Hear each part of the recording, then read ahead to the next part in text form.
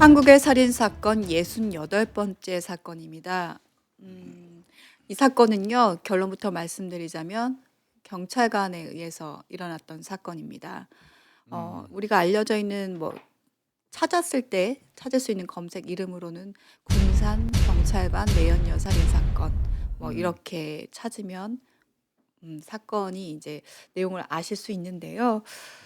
참 이 사건을 어떻게 다뤄야 되나, 이게 다뤄도 지금 이 시기에 적절할까라는 생각을 많이 했고 고민도 많이 하면서 선정한 사건이었습니다. 이게 뭐 이제 검찰이나 경찰이나 뭐 수사권 관련된 거는 어느 정도 지금 정리가 됐잖아요. 네. 근데 사실은 그거 관련돼 가지고 거기에 연연해서 영향을 받으면서 방송하지는 않았어요. 네. 진짜 그 하고 싶은 말이 엄청나게 많았음에도 불구하고 정작이 우리 방송을 하면서 그 수사권 관련된 얘기는 자제하려고 애를 많이 썼고요. 네. 그게 또 옳다고 생각 들었기 때문에 그렇게 했던 건데, 요전번에 인제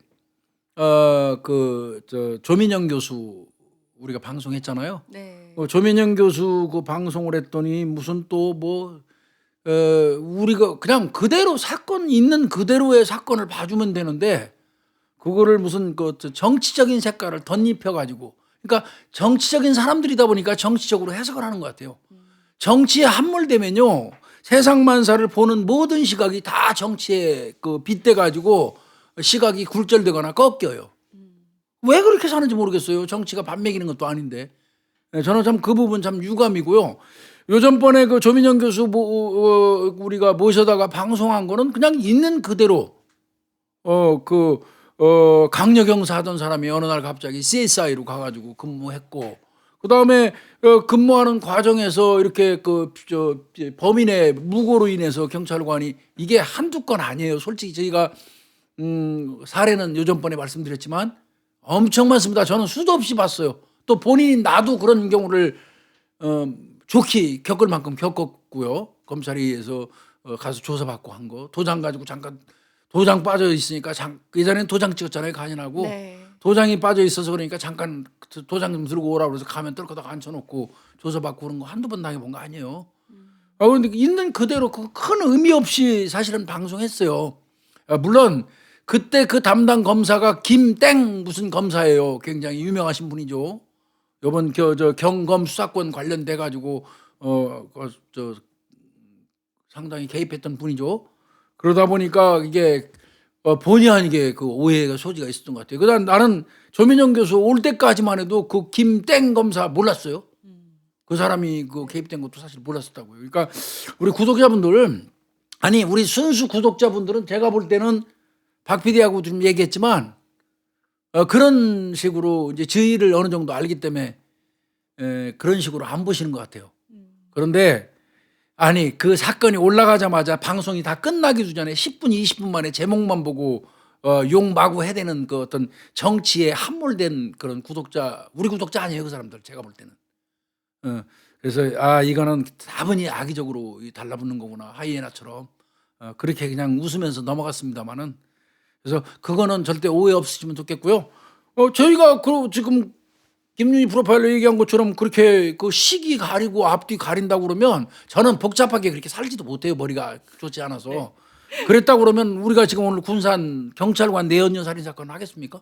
네. 사실 이 사건을 교수님이 다루자고 했을 때 제가 한번 교수님한테 "이거 괜찮을까요?"라고 질문을 드렸어요. 그랬더니 교수님이 "아니 하면 하는 거지."라고 무슨 하시더라고요. 제약이 있냐고요. 네. 응. 그러면서 음. 이거는 사실 경찰관이 범죄자인 것도 그렇지만, 살인을 했다는 것도 그렇지만, 수사를 얼마나 그렇기 음. 때문에 더 열심히 경찰관들이 음. 경찰관이기 때문에 더 잡아야 맞아요. 된다고 애를 썼는지를 알려주는 사건이기 때문에 하면 좋겠다라고 음. 하시더라고요. 예. 그래서 사실 이 사건 자체는 심플합니다. 그 사건 음. 자체 음. 복잡하거나 우리가 어렵게 생각하거나 잔혹하거나 이런 것이 음. 아니라, 수사하는 과정 중에서 얼마나 경찰관들이, 경찰관 스스로가 진짜 호되게 수사를 하면서 음. 했던 과정들을 그리고 하게 되고요. 또 이 경찰관이 사실은 살인을 저질렀잖아요. 그래서 도주하는 과정 속에서 경찰관 스스로가 애매기는 거죠. 수사 과정 중에서 자신이 그 경찰 생활을 하면서 익혔던 그 기술, 음. 범죄 기술을 어떻게 사용을 했고 그렇기 음. 때문에 경찰관들이 얼마나 이 수사하는데 또 이 피의자를 잡는데 얼마나 애를 먹었는지 여길 포커스를 두시고 보시면 좀 더 이 사건 자체가 흥미롭게 바라보실 수 있을 것 같아요. 다시 말씀드리지만 개념 없습니다. 무슨 어떤 정치 색깔에 연연하고 운운하지도 않고요. 거기 따라가지도 않고 개념 없어요. 네. 그냥 저는 그냥 김윤희 프로파일하고 저는 대한민국 살인 사건 하는 겁니다. 예. 뭐 개인이 가지고 있는 생각까지야 여기다 뭐 표출하고 뭐 평가받고 싶지는 않아요. 그렇지만 이거는 그렇게 하고 이제 조금 전에 말씀하신 것처럼 그거예요. 팔이 안으로 굽는다는 소리를 안 들으려고 더 애썼던 사건이에요. 네. 어떻게 보면 더 가혹하게 수사했던 그런 사건이기도 하고요. 또 그렇게 해야 돼요. 네. 경찰이잖아요. 네. 국민의 생명과 재산을 보호하는 경찰관이 내연 관계를 유지한, 물론 본인은 내연 아니라고 우겼습니다마는 근데 객관적으로 밝혀진 그 모든 정황은 내연으로 보여요. 내연 관계를 유지하면서 급기야 살인까지 저질렀다면 비난 가능성이 다른 일반인보다 100배, 1000배 네. 가중돼야 맞죠. 특히 예. 경찰관이 범죄를 저질렀을 때는 자신이 직무상 익혔던 그 기술을 쓰기 때문에 또 경험을 애매기죠. 쓰기 때문에 그것이 수사하는데 굉장히 애를 먹이고요. 또 맞아요. 국민들이 바라봤을 때 그럼 경찰관들도 법을 수행해야 되는 경찰관들이 법을 어긴다고 했을 때 우리도 그럼 법을 어겨도 되잖아 라는 어떻게 보면 도덕이라든지 법률의 해이성까지 갖고 올 수 있기 때문에 이 경찰관이 저지르는 사건은 저희가 좀 더 어떻게 보면 혹독하게 바라봐야 되는 거라고 생각이 됩니다. 그럼 사건을 한번 바라보도록 하겠습니다. 예. 2013년 7월 25일 날 그러니까 7년 전이네요. 네. 한여름이네. 7월 25일이면. 그렇죠. 한여름이죠. 14시 26분 그러니까 2시죠. 오후 오후 2시 2시 26분에 군산 아청계로 가출 신고가 옵니다. 아청계 하면 줄여서 하면 알아들을까? 아동 청소년계. 여동생이 7시 그러니까 7시라 7월 24일 날 그러니까 전날이죠. 저녁 7시 50분쯤에 나갔는데 남자친구 만난다고. 네, 남자친구 만난다고 나갔는데 아직까지도 다음 날이 됐는데도 연락이 없다. 그래서 가출 신고를 한 겁니다. 예. 그러면서 이제 물어봤겠죠, 경찰이. 그러면 동생분이 가출할 만한 어떤 사유가 있나요? 뭐 그런 게 있을까요? 하고 물어봤더니 이분이 이제 몇 마디 더 해요. 네. 12일경에 그러니까 25일 날 24일 날 나갔는데 12일 경이면 12일 전이죠. 네. 12일 전에 동생 만났는데 동생이 동생 남자친구 아이를 임신한 것 같다고 얘기를 하더라. 네. 그런 말 들은 적이 있고 그래서 엊그제 나갈 때 24일 날 나갈 때 그러니까 어제 나간 거죠. 이제 25일 날 24일 날 신고했으니 25일 날 신고했으니까 24일 날 동생이 나가면서 그래서 남자친구 만나갖고 낙태 수술비 같은 거 이거 받고 관계를 정리한다고 이렇게 말을 하고 나왔다. 그러니까 경찰 입장에서 딱 들을 때는 볼 것도 없잖아요. 네. 만나러 간 사람은 남자친구죠. 그렇죠. 그러다 보니까 또 이게 가출 신고 받는 실종팀에서는 또 아시잖아요. 네. 감이 딱 오잖아요. 그러면 이제 확인을 하고 이제 본데 이거는 뭔가 사건이 관련이 있겠다. 근데 그럼 우선 남자친구 만나러 간다니까 그 남자친구가 누군지 못 봐요. 신원을 확인해야 되겠다라고 했더니 이 남자친구가 누구였냐면요. 네. 지금 현 땡땡 파출소에 근무하고 있는 군산 경찰서. 네, 군산경찰서 근무하고 있는 정경사였던 겁니다. 나이는 41살입니다. 네, 피해자고 동갑이었던 예, 거죠. 동갑이었는데 이제 피해자는 만 나이를 따지다 보니까 39세, 40세 이렇게 볼 수 있어요. 네. 예, 그리고 정경사 같은 경우는 딱 맞아 떨어져서 41세가 된 것 같고요. 그냥 일반적으로 우리 그냥 집 나이로 얘기할 때는 연두수 같으면 나이 똑같이 그냥 동갑이야 이렇게 얘기하지만 이제 이 법적인 나이는 만 나이를 따지기 때문에 한 살 정도 더 어리게 피해자가 네. 잡히는 겁니다. 네. 그리고 이 사람 유부남이죠. 네. 41살 경사급이니까 당연히 뭐 결혼했겠죠. 유부남이죠. 그러니까 남자친구 만나러 간다고 했는데 남자친구가 경찰이고 유부남이었던 것만. 같은 경찰서 근무하는 네. 동료 직원이었던 거예요. 네. 그러니까 이제 실종팀장이 당일날 신고받고 오후 4시에 그 파출소 찾아가요. 찾아가서 정경사 만납니다. 네. 만나죠. 당연한 수순이긴 해요. 그래서 아니 그날 그러면 너 지금 이 땡땡 씨가 실종 신고가 들어왔다. 가출 신고가 들어왔는데 음. 그날 널 만나러 간다고 했는데 만났냐? 너 만났느냐? 라고 물어봅니다. 정경사는 뭐라고 대답을 했을까요?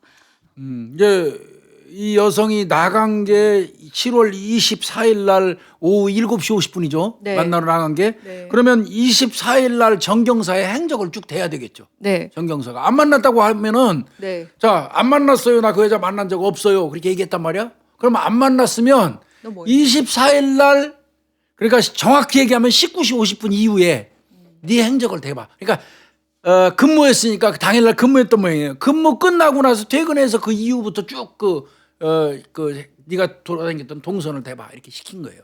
그랬더니 예, 정경사는 저는 7시에 퇴근을 했습니다. 주간 근무했나 봐요. 네, 그러면서 저 군산교도소 쪽으로 음. 뒤편으로 이동을 했는데 왜 차 갔냐면 타고 본인 차 타고. 네, 본인 차 타고 이동을 했는데 왜냐하면 내가 낚시를 하려고 하다 보니까 낚시 자리가 어디가 좋은가 보려고 한 3, 40분 정도 그쪽을 배회했다라고 얘기를 하는 겁니다. 군산교도소 그쪽 뒤편에 어디 저수지 같은 데가 있나 봐요. 그렇죠. 그러니까 글로 가서 한 3, 40분 낚시할 만한 데가 있나 하고 물색을 하다가 마땅치 않았다는 거예요. 네. 그래서 다시 상평리가 있다고 그러네. 군산 상평리에 있는 조그만 저수지, 소류지. 조그만 저수지로 또 이동을 했다가 거기서도 뭐 마땅치 않아서 포기하고 밤 10시 집에 갔다. 이게 그 사람 동선이에요. 정경사의 행적이었던 겁니다. 집은 문화동이라고 그러네요. 군산시 문화동. 교수님, 근데 저는 낚시를 안 하니까 궁금해서 그러는데 실제로 이렇게 낚시 자리를 계속 보러 다녀요? 그러니까 이제 뭐 나는 낚시를 좋아해서 가는데 가서 자리 이렇게 물색해봐서 오늘 좀 앉아서 낚시해볼 만한 자리가 있네 없네 이런 거는 그냥 낚시꾼들이 그냥 느끼는 건 있어요. 근데 이제 이 경우도 이제 결론을 너무 먼저 얘기하면 안 되겠는데 하여튼 거짓말이니까요. 그리고 그렇다면 교수님 여기까지는 이제 일반적으로 하나 또 물어보는 거고 그다음 야, 너 남자친구라고 얘기하던데 너 유부남이잖아. 그렇다면 이 지금 실종된 이 씨하고는 어떤 관계인데? 라는 것도 당연히 물어보겠죠. 그러니까 24일 날 퇴근해서 낚시터 보고 오고 어떻게 하고 밤 10시에 문화동 집으로 들어갔다 하는 동선을 쭉 구체적으로 얘기했죠. 그건 경찰이 기재해 놔요. 네. 그냥 들어줘요. 네. 대신 이제 그 순간 다른 형사들은 이 사람이 얘기했던 동선을 확인하기 시작하죠. 그렇죠. CCTV를 통해서. 네. 그날 당일날 동선을 얘가 거짓말 하는지 아닌지 이제 사람은 벌써 이 진술 받으면서 동시에 다른 형사팀은 나가서 이 말이 사실인지 동선 파악을 할 거예요. 네. 그리고 이제 남아 있는 사람이 조금 전에 얘기한 것처럼 여전히 이제 물어보는 겁니다. 관계 물어보는 거예요. 그렇죠. 네가 남자친구라는데 무슨 아니라고 그래. 어떻게 해서 만나게 된 거야? 한번 얘기해봐. 이제 이렇게 물어보는 거죠. 한 1년 전쯤에 만났습니다. 2012년 8월에 만났는데 내가 사회에서 알고 있는 사회 친구가 있는데 그 김땡땡이라고 근데 그 친구가 식사 자리에 떡하니 이렇게 데리고 왔던 겁니다. 그 여성을? 네, 그럼 처음 알게 된 건데요. 아니 뭐 그냥 안부 정도 묻는 거였지 내연 관계 절대 아니었습니다라고 정경사 얘기합니다. 뭐 일주일에 한두 번 정도 서로 안부 정도나 묻는 사이지 내연 아니었다. 이렇게 얘기를 했다는데 참 이게 그러면서 이제 아마 임신 관련된 얘기를 임신해서 너하고 합의 보고 낙태하는 거 합의하고 이러면서 그만두자고 너 만나러 갔다는데 무슨 소리야 하고 또 추궁했겠죠. 네. 그랬더니 아이고. 말을 잘 갖다 찍어다 붙입니다. 이 친구가. 이거 제 얘기 아닙니다. 맞아요. 예. 네, 자신이 어떤 자신의 남자친구가 있었는데 그 여성이? 그 여성의 남자친구가 있는데 성관계를 해서 임신을 했는데 이 남자가 나를 뭐 배신을 하려는 건지 이거 사건 처리 가능하냐고 내가 경찰관이다 보니까 그걸 문의해 온 겁니다. 그리고 나는 그 문자 받기는 받았는데 답장도 안 했고 또 만나지도 않았습니다. 딱 이렇게 정경사가 얘기를 합니다. 그러니까 그때는 다른 남성하고 성관계에서 임신했다는 얘기를 하면서 자기한테 문의한 날짜는 7월 17일이래요. 네. 그러면 집 나가기 일주일 전에 자기한테 그런 얘기가 있었기는 한데 그거 나 아니라는 얘기예요. 네. 그러면서 그 이후에도 뭐 7월 24일 날 당일 날도 문자 만나자고 하는 문자는 받긴 받았다. 네. 근데 나는 답장 안 했고 만나지도 않았다. 네. 이렇게 싹 오리발 깐 거예요. 그러면 이제 동선 받죠, 행적 음. 받죠. 그다음에 그 가출했던 지금 실종 신고된 이 씨와의 관계를 확인했습니다. 그렇다면 또 이 차량으로 이동했다고 하다 보니까 그럼 맞아요. 차량에 또 뭐가 있나? 혹시라도 그렇죠. 이 실종자를 납치한 건 아닌가? 실종자에 대한 혈흔이 있진 않은가? 확인을 하게 되는 거죠. 차량 감식 하죠. 당연히 경찰이. 네. 그런데 여기서 뭐 하나 문제가 나와요. 네. 블랙박스입니다. 우리 딱 보면 그럼 블랙박스 제출하면 되지라고 생각을 하잖아요. 그래서 블랙박스 여기 있습니다 하고 바로 줍니다. 내비게이션도 제출했어요. 네. 그러니까 동선 이동한 거 다 나오잖아요. 그렇습니다. 근데 내비게이션 보다 보니까 실제로 이동한 동선이 얘기했던 거랑 일치합니다. 네, 그건 맞아요. 네. 근데 이제 블랙박스는 고장 났다고 그랬죠. 네. 어, 고장 나 있다기 하기에는 제출은 했는데 네, 나중에 이제 그 일부분이 없어진 걸 확인. 그러니까 그 정도 자기가 중요한 무슨 일이 있을 때는 배처리를 분리해 가지고 전원을 꺼버린 거예요. 그러니까 당연히 녹화가 안 됐겠죠. 네, 그러니까 블랙박스가 다 있는 게 아니라 그 제출은 했습니다. 근데 그 중간 부분만 싹둑 잘려 중요한 부분. 없어진 거예요. 그래서 그때 얘기를 할 때 나중에 이제 디지털 포렌식 하면서 그 부분에 대해서는 얘기를 하는데 나도 모르겠다. 왜 그랬는지 모르겠다. 사라졌다라고 얘기하면서 이제 그 부분은 해결이 됐는데 그다음에 이제 그러면 이제 정경사에 대한 것들이 일부분 이제 지금 뭐 진술도 받았고 차량 감식도 했고요. 그다음에 중요한 게 뭐냐면 그렇다면 피해자가 도대체 어떻게 되는지 피해자의 행적도 한번 봐야 되지 않습니까, 교수님? 그러니까 이 순간 아마 부분적으로 선택적으로 중요한 부분이 싹둑싹둑 그 기록이 안 나온다는 뜻은 그 순간 형사라면 누구나 이건 직감하죠. 범죄예요. 네. 그러니까 이건 단순 가출 아니야. 직감적으로. 그래서 실종 사건으로 판단해 갖고 비상 소집해 버려요. 이거 정말 잘한 거예요. 이게 이거 조금 늦게 했으면 엄청나게 비난받았을 거예요. 근데 진짜 순간 판단해 봤을 때 이거는 뭔가 있다. 범죄 냄새가 난다라고 해서 바로 실종 사건으로 사건이 해결이 됐고요. 그러니까 가출 사건에서 실종 사건으로 변하는 그 구분을 좀 해줘야 돼요. 우리 그 구독자분들한테. 경찰에서 가출 사건으로 받으면 그건 수사가 아니에요. 네. 그냥 찾는 거 수색 작업하는 거예요. 근데 실종 사건으로 가출 사건이 넘어가는 순간 정식 수사가 되는 겁니다. 네. 이제 수사에 착수하는 거예요. 그런데다가 실종자의 위치를 일단 추적을 보다 보니까 위치 추적이 안 되는 거예요. 근데 그때까지만 해도 우리가 이제 지금은 전원 끄는 거랑 배터리 분리하는 게 따로 아니지만 옛날에는 배터리 분리하는 것과 전원 끄는 것이 구별이 될 수 있었어요. 그렇어요. 예. 그러다 보니까 이 피해자의 그 핸드폰은 배터리가 분리된 상태였던 거죠. 그래요. 그러다 보니까 교수님 말씀대로 범죄가 의심돼서 이것이 이제 실종 사건으로 수사가 개시되는 거예요. 네. 그래서 이제 이 사람은 보니까 이제 그러면 정경사는 찾았고 실종자의 당일날 행적을 CCTV를 통해서 확인 한번 해보자. 그래서 이제 실종자가 집에서 나갈 때부터 이제 역으로 이제 따라가 보는 거예요, 동선을. 그랬더니 7월 24일 날 맞습니다. 7시 56분경에 그 이 씨가 피해자 이 씨가 거주지 엘리베이터에 탑승하는 게 보여요. 나가는 거 맞죠? 네. 그다음에 3분 뒤에 그 아파트 후문 옆에 골목에 또 나타나요. 그러니까 이거는 나간 거죠. 네. 엘리베이터 타고 밑에 내려가서 그 아파트 후문 쪽으로 가서 그 골목에 진입하는 것까지 나왔어요. 네. 그때 그 인상착의는 긴팔 녹색 가디건 같은 거 입고 청 반바지에 분홍색 단화를 신었어요. 이때는 조금 7월인데도 그래도 약간 겨울에 쌀쌀한 7월 25일이니까. 그러니까 뭐 가디건 정도 입고 청 반바지는 뭐 입었잖아요. 네. 분홍색 단화 입고 그리고 이제 그래서 했고요. 아까 얘기했던 것처럼 그 블랙박스하고 내비게이션은 중요한 순간이 삭제됐다고 저희가 말씀드렸잖아요. 그게 이제 고의적으로 삭제한 느낌이 많았기 때문에 그 받은 거에서 일부러 아예 그때 빼가지고 그 녹화가 되게 하는 거든지 아니면 본인이 전체 있는 데서 부분적으로 삭제를 했는지 또 구분을 해볼 필요가 있잖아요. 네. 그래서 이제 이걸 전북경찰청 디지털 포렌식 그 실에다 요청을 하는 거예요. 근데 제일 중요한 그 순간이 언제였냐면 퇴근했던 19시 그때부터 7시부터 그 귀가하기 전까지. 22시에 갔으니까 21시 45분까지 봤어요. 근데 그 시간이 아예 통째로 딱 그러니까 중요한 순간이 없어졌다니까요, 당일날. 그래서 이제 전북경찰청에다가 그 블랙박스하고 내비게이션 떼어다가 주는 거예요. 그 비상 발령한 거죠. 실종 사건으로 수사 이전하면서 바로 그 사건 저 내비게이션 블랙박스를 전북청에다 해서 디포해달라고.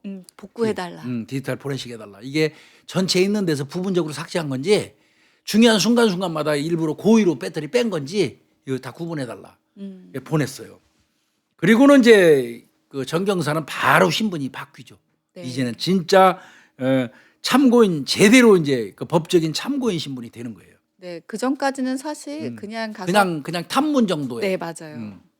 그런데 이제 참고인 신분 조사를 하게 되면서 다시 이제 꼼꼼하게 하나하나씩 물어보게 됩니다. 이제 이때부터는 기록됩니다.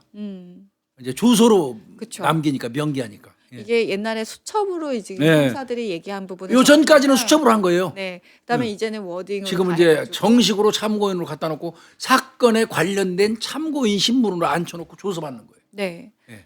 아, 근데 똑같은 얘기를 합니다. 만난 적 없다. 없습니다. 네. 만난 적 없다. 낚시터 자리 찾다가 귀가했습니다. 음. 그리고 왜 없어졌어? 삭제된 거. 아유, 모르겠다니까요. 내가 지금 추궁하고 우리 김윤희 프로파일과 정경사 같은 애 맞아.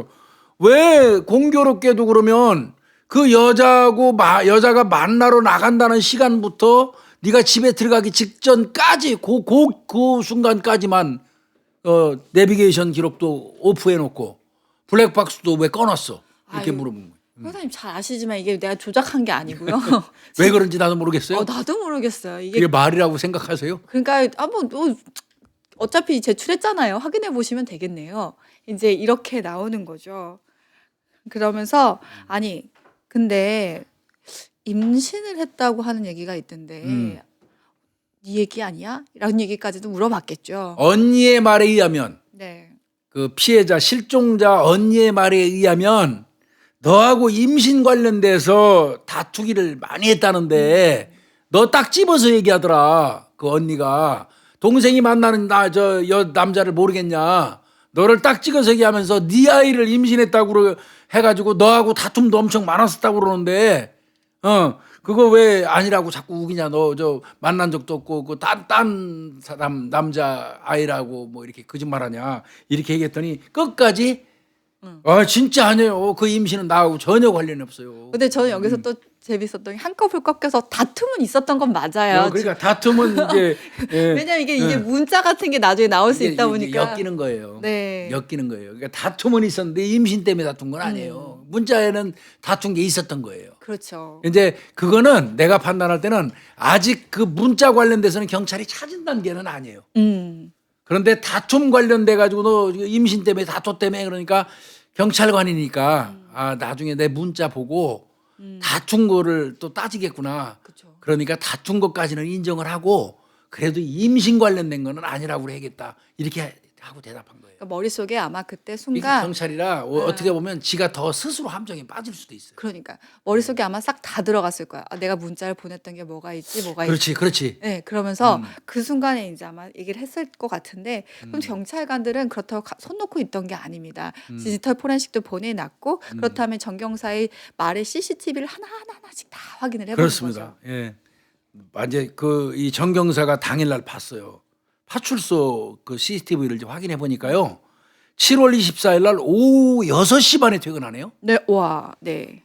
오후 6시 반에 퇴근하는데 사복 착용을 하고 가는 거예요. 근데 이게 웃기는 게 정경사는 그전에는 그냥 퇴근할 때도 근무복 입고 그대로 퇴근했을 때. 근데 이건 안 되는 건데 원래. 그 근무복을 입고 그냥 시골에는 그렇게들 하나 봐요. 그러니까 뭐 집이 가까우니까 그냥 가까우니까 그냥 입고 갔다가 옷 입고 다시 오고 이런 형태인 것 같아요. 원래는 지금 여기는 안 그러잖아요. 사복 입고 네, 출근해서 네. 옷 갈아입고 입고, 근무하고 다시 벗고 오고 그러잖아요. 네.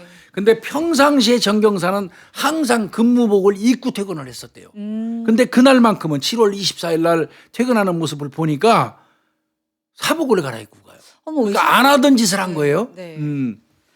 그러더니 오후 6시 반에 퇴근 사복 입고 나가더니 한 11분 정도 있다가 다시 파출소로 들어와요. 왜요? 다시 오더니 뭔가를 하더니 한 3, 4분 있다 또 다시 퇴근을 해요. 하여튼 이제 그런 부분이 나왔어요. 그러니까 일단 파출소의 그 모습은 잡힌 거예요. 이게 이제 아까도 얘기했지만 7월 24일 날 그 시간대에는 분명히 그 동생이 언니가 말하기를 동생이 정경사 만난다고 했잖아요. 네. 그날 이제 그런 거거든요. 그러면은 아니 맨날 그냥 정복 입고 근무복 입던 사람이 사복 사복을 입고 나가 간다? 퇴근한대. 그럼 뭔가 의심스럽네. 누구를 만나러 가는 여자 거야? 만나러 갈 때 정복 입고 만나지는 않을 거 아니에요. 그렇죠. 그리고 만약에 이 사람 만났을 때 다퉈야 된다 그러면 특히 더더욱 경찰관 그렇죠. 신분복 입고 가면 안 되는 거죠. 병원에 가더라도 뭐 이른바 낙태 때문에 뭐 병원을 간다고 하더라도 경찰관 근무복을 입고 가서는 안 받겠죠. 근데 교수님 저는 이 사람이 이렇게 얘기할 수 있잖아요. 그러면 전 낚시하려고 가다 보니까 그렇게 얘기했어요. 예. 근데 원래 습관적으로 근무복을 입고 퇴근을 하는 사람이라면 낚시를 할 때도 근무복을 입었을 가능성도 크다라고 볼 수도 있다고. 근무복 입고 낚시하지는 않을 거예요. 그런가? 가가지고 그 낚시터 앞에서 차 세워놓고 옷을 겉옷을 입는다든지 아니면 뭐 그쵸. 벗고 차 안에서 할 수는 있겠죠. 그러니까 이 부분은 또 경찰관이니까 그럴듯하게 얘기한 거예요. 낚시하러 가는데 그러니까 내가 사복 입고 물어봤겠죠. 너 평상시에 막 저 CCTV 전부 그동안에 있었던 거 싹 까보니까 퇴근할 때 항상 근무복 입고 그대로 가더만. 근데 너 왜 그날따라 그 문제가 생긴 그날따라 너 저 사복 갈아입고 갔어? 낚시하려고 그랬다니까. 그러니까 낚시하려고 그랬다고 이제 그렇게 웃긴 거예요. 그- 그런데 경찰이 그 뭐 바보 아니거든요. 네. 또 얼굴을 자세히 봤죠. 조사 받으면서 얼굴에 상처 났어요. 할퀴 자국 같은 게 있는 거예요 얼굴에.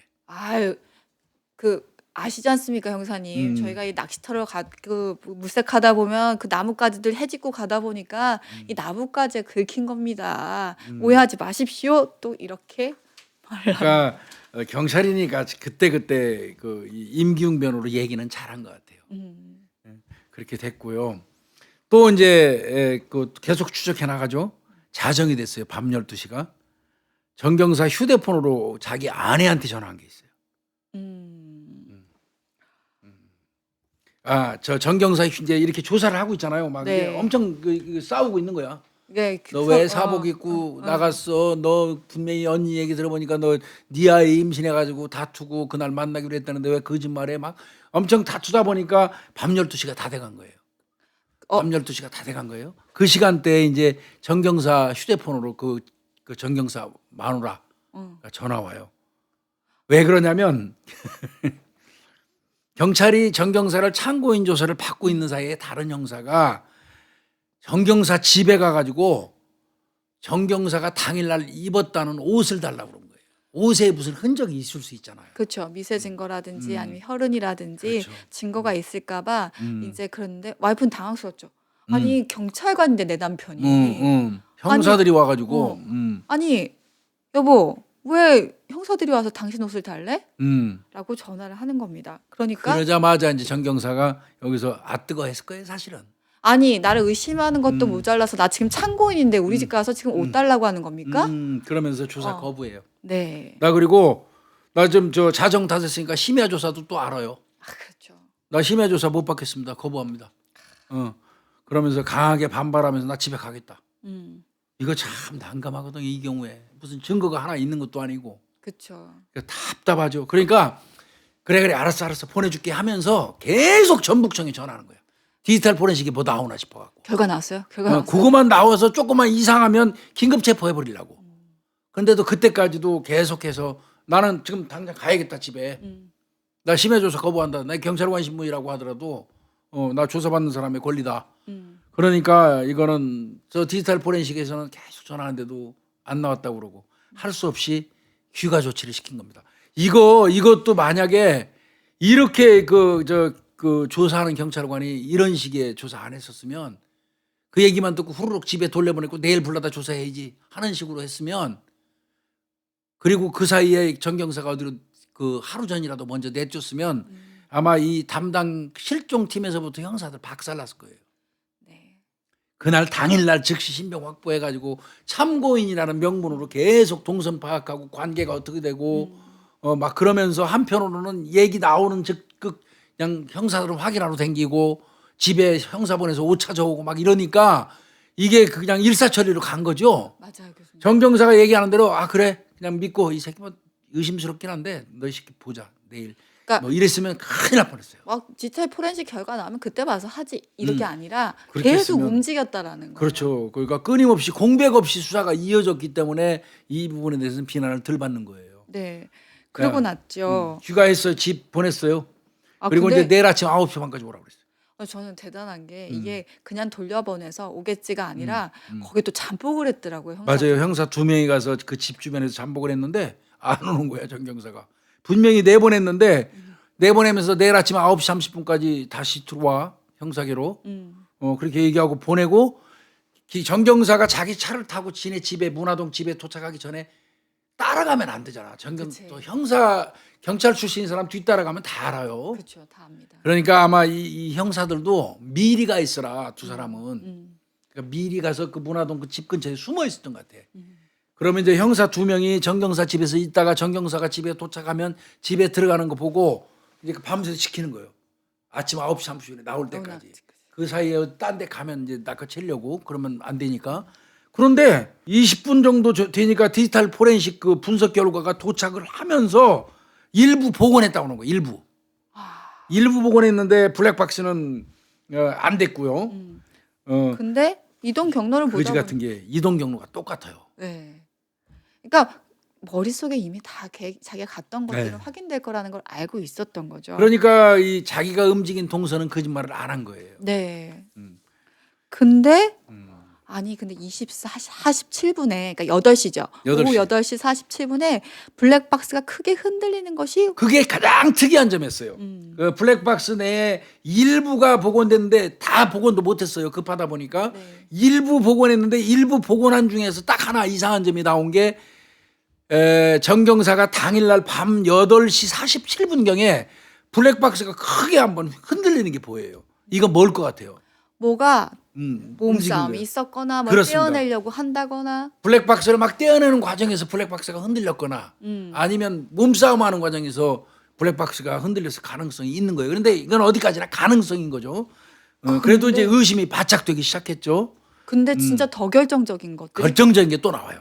22시 45분 즉 9시 45분에 당일날 7월 24일 날 그 정경사. 파출소, 파출소 부근에서 음. 삽을 들고 내리는 것이 딱 확인이 맞아요. 됩니다. 삽을 들고 내리는 장면이 확인돼요. 아니 삽을 왜 들고 내리겠어요, 그렇죠? 그러니까 이제 막 이때부터 아마 형사들 머리 쭈비쭈비 썼을 거예요. 그러니까 삽을 갖고 이제 파출소에다 주차를 하고 나서 거기서 자기 차량에서 삽을 딱 걸고 나와서 파출소 담벼락에다가 담벼락에다가 삽을 놓고 가요. 딱 놓습니다. 그러면 이제 그 삽은 굉장히 중요하죠. 빨리 수거해가지고 삽날에 붙어 있는 미세한 토양이라도 전부 수거해야 돼요. 긁어서.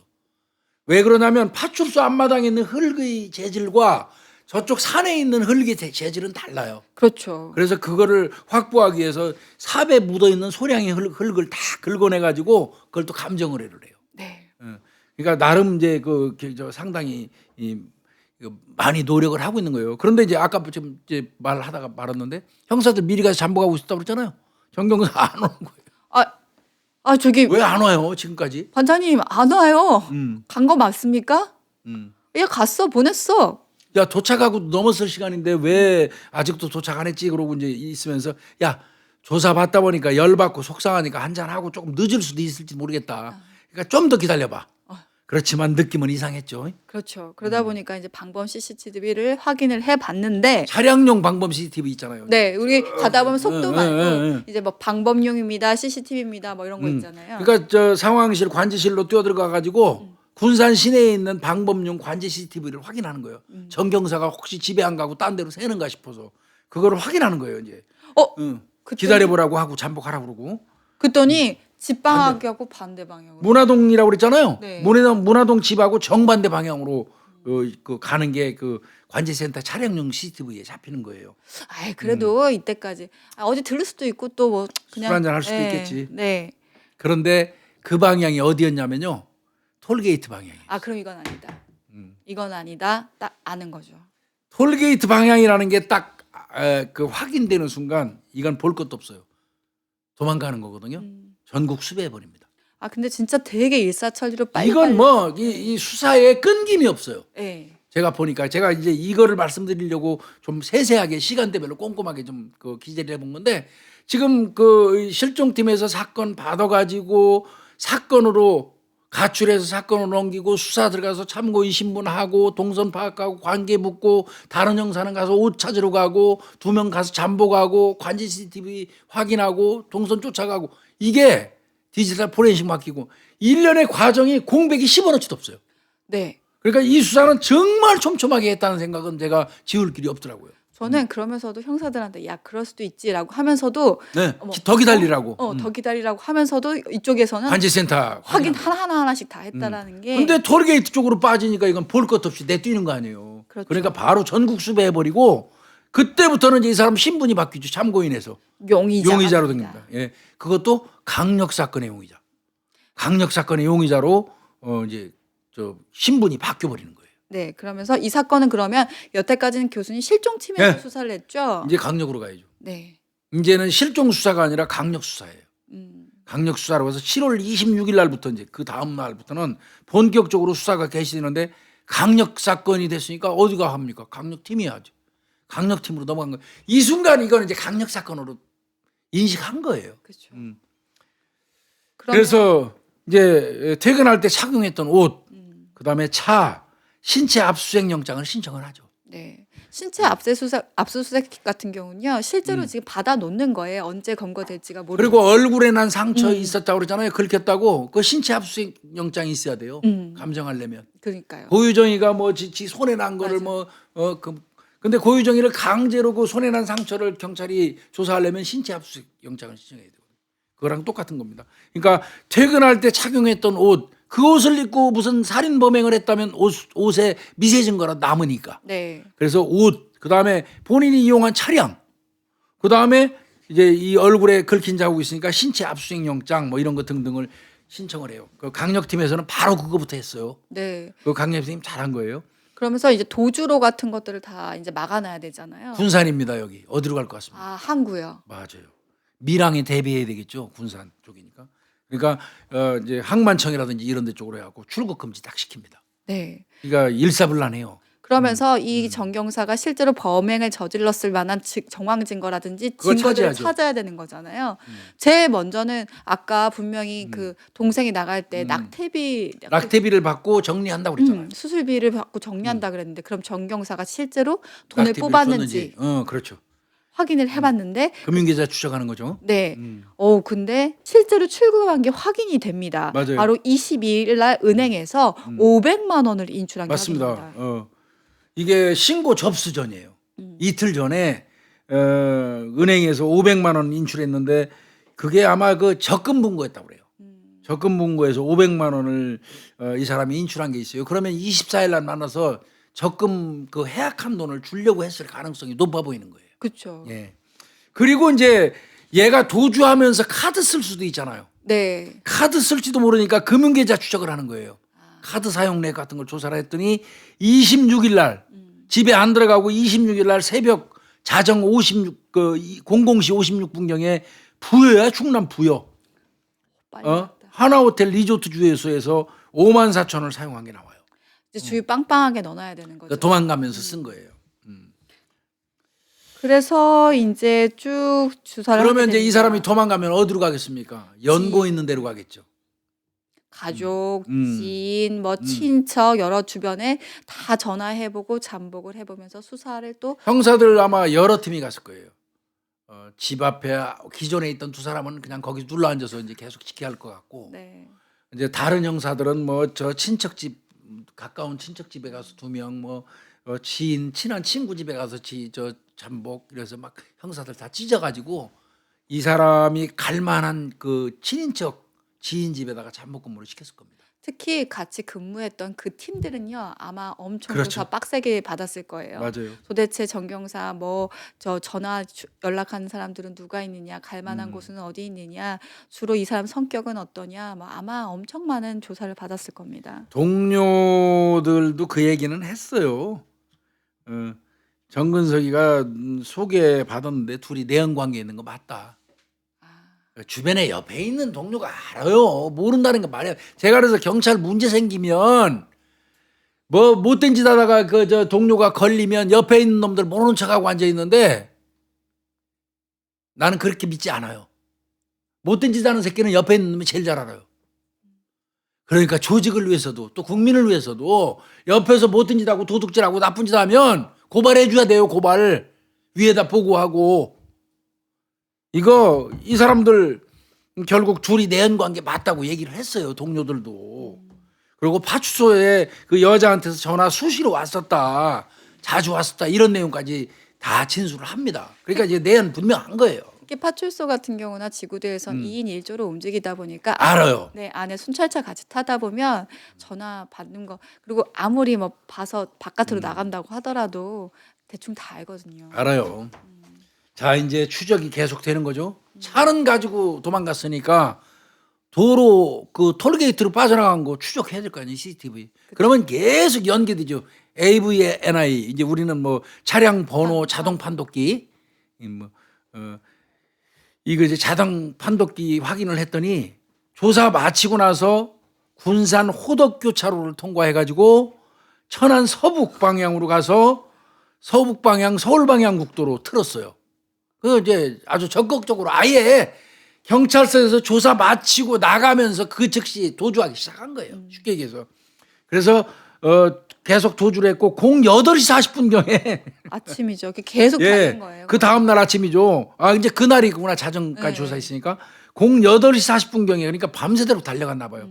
강원도 영월 청령포 나들목 38번 국도를 통과하는 게 또 그 차량 판독기에 잡혀요. 네.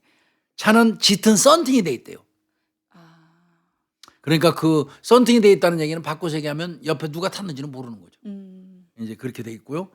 형사팀 여지없이 강원도 영월로 달려가야죠. 그러니까 또 강원도 영월로 들어가는 거 나왔으니까. 강원청에도 또 얘기해 강원청에도 공조수사 바로 들어갔어요. 이것도 미적거렸으면 욕 엄청 먹었을 겁니다. 그렇죠. 예. 우리 지금 누구 추적하고 있는데 거기서도 좀 경찰관이다 신분이. 확인 좀 해달라라고 하면서 같이 차량 추적을 하게 되는 거죠. 그래서 이제 여기 그 군산경찰서 형사들이 가서 강원청 형사들하고 공조해서 그 강원청 내에 있는 이제 차량 판독기라든지 CCTV가 또 따로 있잖아요. 네. 그걸 분석한 거예요. 그러니까요. 그러다가 찾았죠. 네. 오후 2시 40분에. 영월 하송리 소재의 하송 고가도로 밑에 차가 발견됐어요.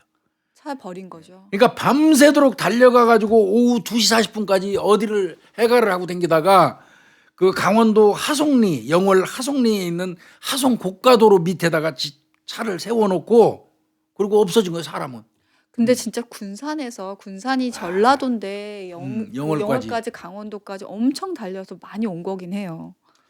그러니까 차에는 뭐 별다른 흔적도 없고 뭐 그랬대요. 그리고 뭐 씻거나 실었거나 이런 흔적도 없었다고 하는 거예요.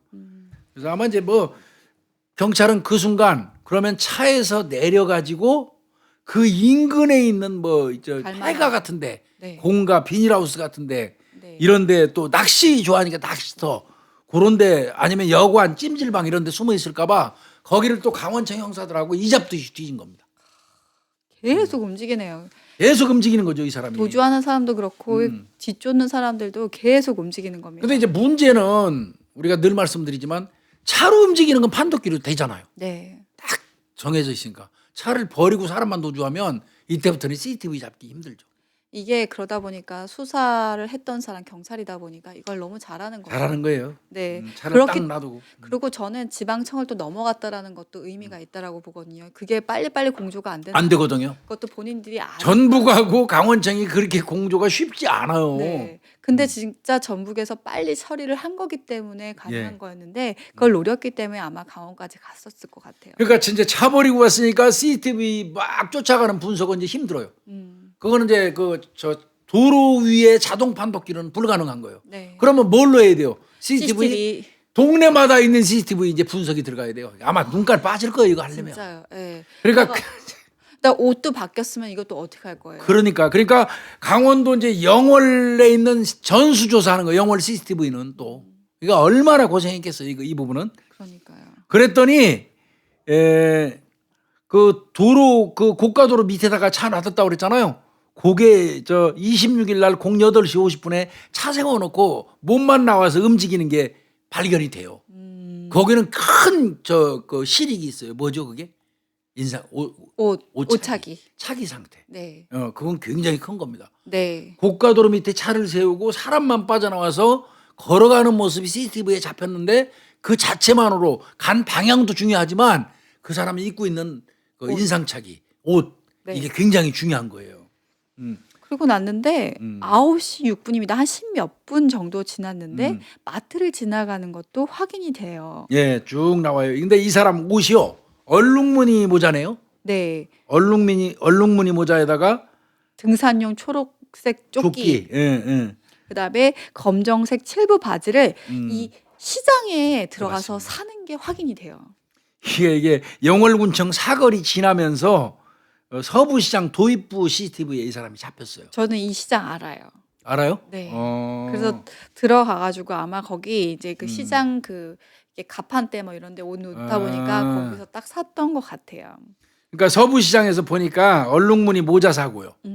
그다음에 등산용 초록색 조끼 사고, 검정색 7부 바지 구입하고, 그리고 이거 아마 추적 피하려고 그런 거 아니겠어요? 환복하는 거죠. 그렇죠. 그러면서 또 카드 위치 추적한다는 거 알잖아요. 금융거래내 추적하는 거 알으니까 현금만 써요. 네.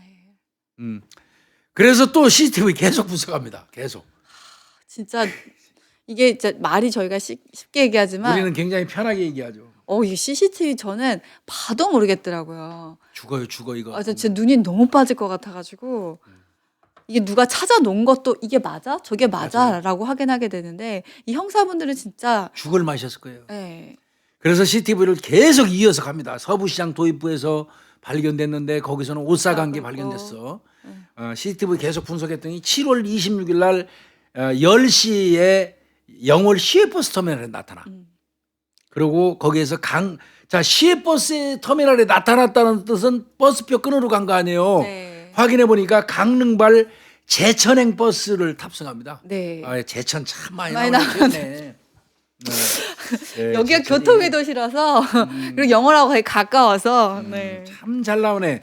강릉발 제천행 버스를 탑승한 게 확인이 됩니다. 저희 그러면 구독자들 제 고향 다 알겠다. 김윤희 프로파일러 집에 간 건가 이게?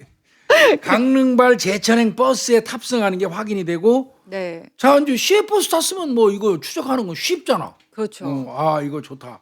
저는 지금 그림이 그려져요. 네. 대합실도 다 알기 때문에. 그랬더니 이제 역시 이제 그 유니 프로파일러가 좋아하는 그 제천 버스 터미널에 하차하는 모습이 나와요. 네. 타는 거 봤으니까 네.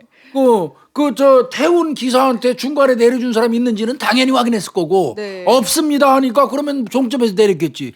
제천 시외버스 터미널에 하차했어요. 네. 근데 14시 36분 교수님의 고향인 대전행 버스를 탄 거가 확인이 됩니다. 그러니까 제천에서 내리자마자 이 자식이 버스표를 또 구매해요. 네. 대합실 막 들락날락하면서 불안해하는 모습도 보이고요. 그러면서 오후 2시 36분에 맞습니다. 내 고향 그 대전행 버스를 네. 탔어요. 네. 그리고 또 추적을 해서 이제 대전 갔겠죠. 대전의 터미널에 하차하는 게 또 나와요. 이게 이게 이 새끼 아주 사람 잡는 거 이거. 군산 갔다, 영월 갔다, 제천 갔다, 대전 갔다, 다시 전주 갔다 이렇게 도는 거예요. 예, 대전에서 내리더니 거기서는 또 전주 거를 사요. 전주행 버스표를 또 탑니다. 네. 그리고 이제 아마 이건 다시 군산 쪽으로 가기 위해서 그런 것 같아요. 그런 것 같아요. 그런데 보면 직행으로 가도 되는데 이게 왜 그랬겠습니까? 추적 피하려고 하는 예, 거죠. 추적 따돌리는 겁니다. 네. 경찰 출신이라 주워 들은 건 있어서 이게 따돌리기 위해서 그렇게 하는 거예요. 그리고 지금 보면은 그 지방청을 다 이동해요. 영월이 맞아요. 강원청이죠. 제천이 충북청이에요. 충북청이죠. 대전은 충남청이에요. 대전청이에요 지금은. 네, 예. 그리고 네, 그다음에 그죠. 대전청이죠. 그다음에 전주는 또 전북청이에요. 전북청이에요. 이게 다 아주 계속 연맥이는 거예요 이건 진짜 연맥이는 거예요. 진짜 이거 사실 나 수사해 본 사람으로서 이렇게 도망다니는 새끼들 진짜 혈압을 나 이거. 네. 예. 자, 이거 전주행 버스를 탄 걸로 봐서는 대전에서 다시 군산 쪽으로 갈 것 같다는 생각을 했어요. 네. 형사들이. 그리고 나서 이제 또 CCTV 계속 이동하면서 봤더니 7월 26일 날 오후 5시 46분에 전주 버스 터미널에 하차한 거 나와요. 네. 거기서 내리더니 또 거기에서 또 군산 대하라는 데가 있어요. 대하. 음. 군산 대하여행 버스표를 또 구입합니다. 그러니까 이제 그건 군산 쪽으로 가는 건 맞는 것 같아요. 그러더니 오후 7시 39분에 그 대하 쪽에서 대하 터미널 거기에서 내립니다. 근데 지금 저희가 되게 길게 얘기하는데 이게 거의 24시간 정도밖에 안 돼요. 그렇죠. 하루 그렇죠. 만에 거의 이 동선을 다 움직인 겁니다. 이것도요. 자, 이제 대하에서 내린 게 최종 기착지예요. 네. 그런데 그 이후로는 이 사람이 어디로 갔는지가 딱 끊겨버리니까 여태까지는 버스에서 버스로 계속 이어지니까 경찰이 추적 했잖아요. 근데 대하에서 내려서는 딱 사라져 버리니까 여기서 딱 끊겨버리니까 경찰들이 어떤 방법으로 했냐면 그 대하 터미널을 통과한 버스 있잖아요. 시내버스. 그 5대에는 전부 블랙박스 붙어 있죠. 네. 그거를 분석합니다. 그게 또 얼마나 근데 네. 군산으로 오게 되면 어쨌든 자기 이런縄張이잖아요. 맞아요. 잘 알다 보니까 숨기도 사실 조금 더 유리하기도 해요. 예, 대하 그 터미널에 있는 그 시내버스 5대가 왔다 갔다 하는 거를 블랙박스를 분석했더니 군산 시외버스 터미널 쪽으로 간 게 나와요. 그러면 결국 바로 안 가고 돌아서 돌아서 결국은 군산 시외버스 터미널로 다시 들어갔는데 그 군산 시외버스 터미널에서 내린 것까지는 CCTV에 나오고 그때부터는 정말 완전히 끊겨버리는 거예요. 이제 완전히 CCTV에서 행적이 사라져 버렸어요. 그러니까 어떤 면에서는 정경사가 완전 성공한 거죠. 네. 그렇게 돼버린 겁니다. 그러니까 이제 얘가 내린 이 군산 시외버스 터미널 그 주변 인근으로 해서 경찰들은 이제 대대적인 수색에 들어가는 거예요. 저는 여기 깜짝 놀랐어요. 경찰견이 6마리나 6마리. 사실 이렇게 도주할 때 경찰견까지 많이 투입하진 않거든요. 이제 총동원한 거예요. 총동원. 네. 전북청 지시하에 네. 경찰견까지 투입해서 그 개가 내려서 마지막으로 행적이 끊긴 그 지점, 그게 회원동 쪽이라고요. 회원동 뭐 7다리가 있다고 그러네요.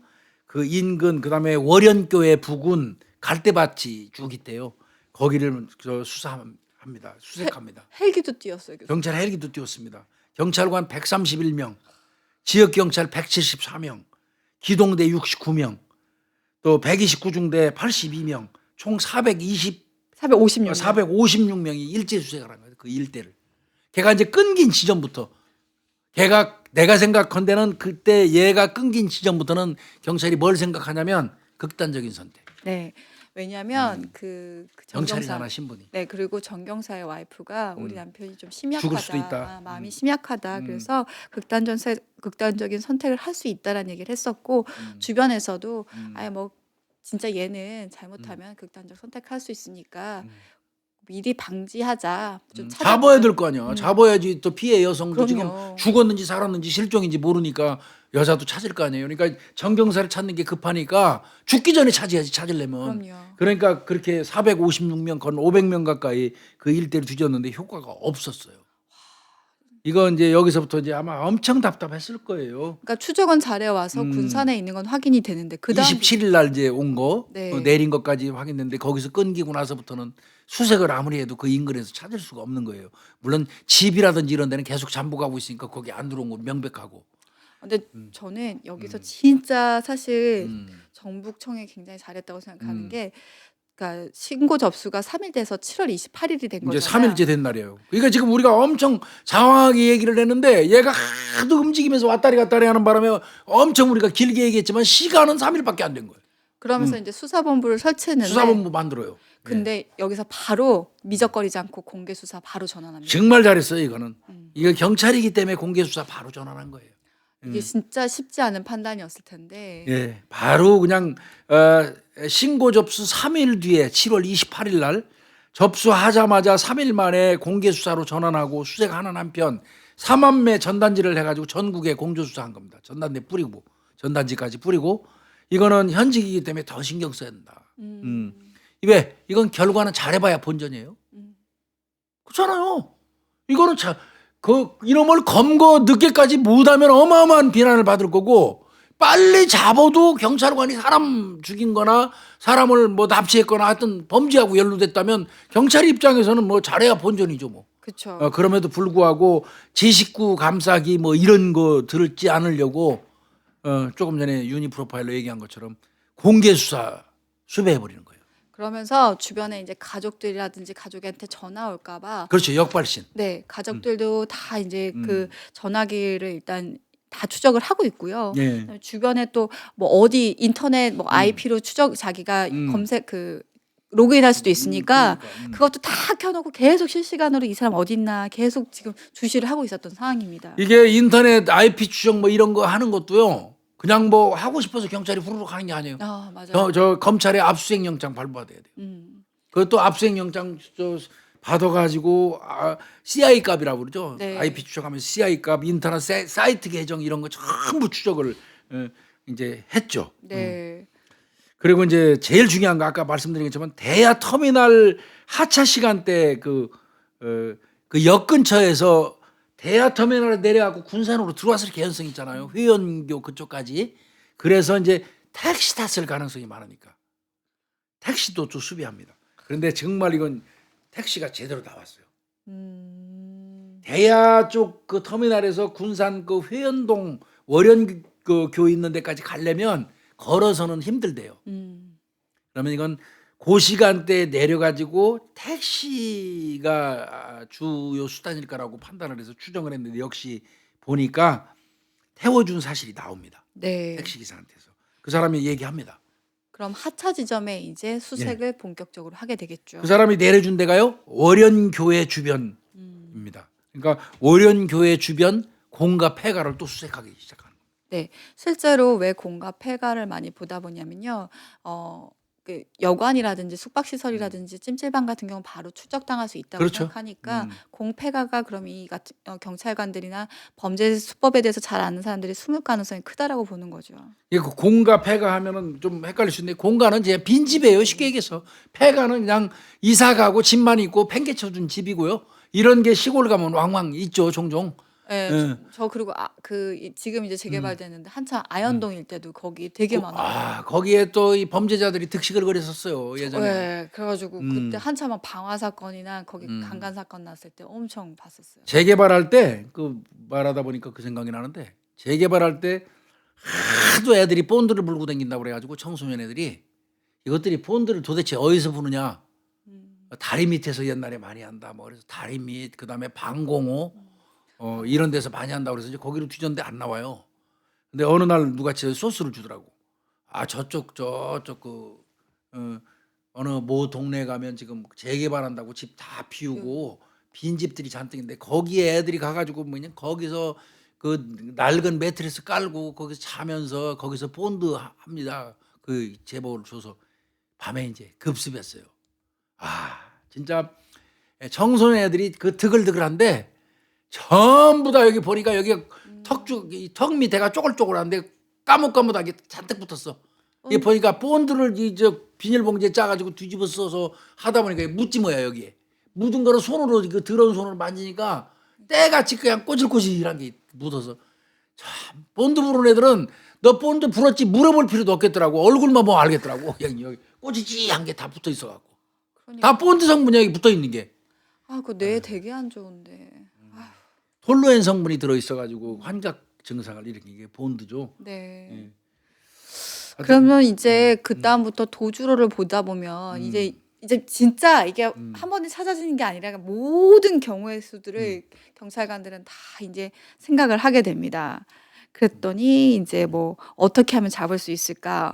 뭐 언론을 어떻게 해야 되냐? 수사 장기화가 되면 어떻게 해야 될까? 그다음에 이 가족들은 어떻게 대해야 되나? 이제 머리가 진짜 빠개지는 거죠. 이제 제일 중요하게 본 거는 군산으로 재진입했을 가능성을 많이 생각했어요.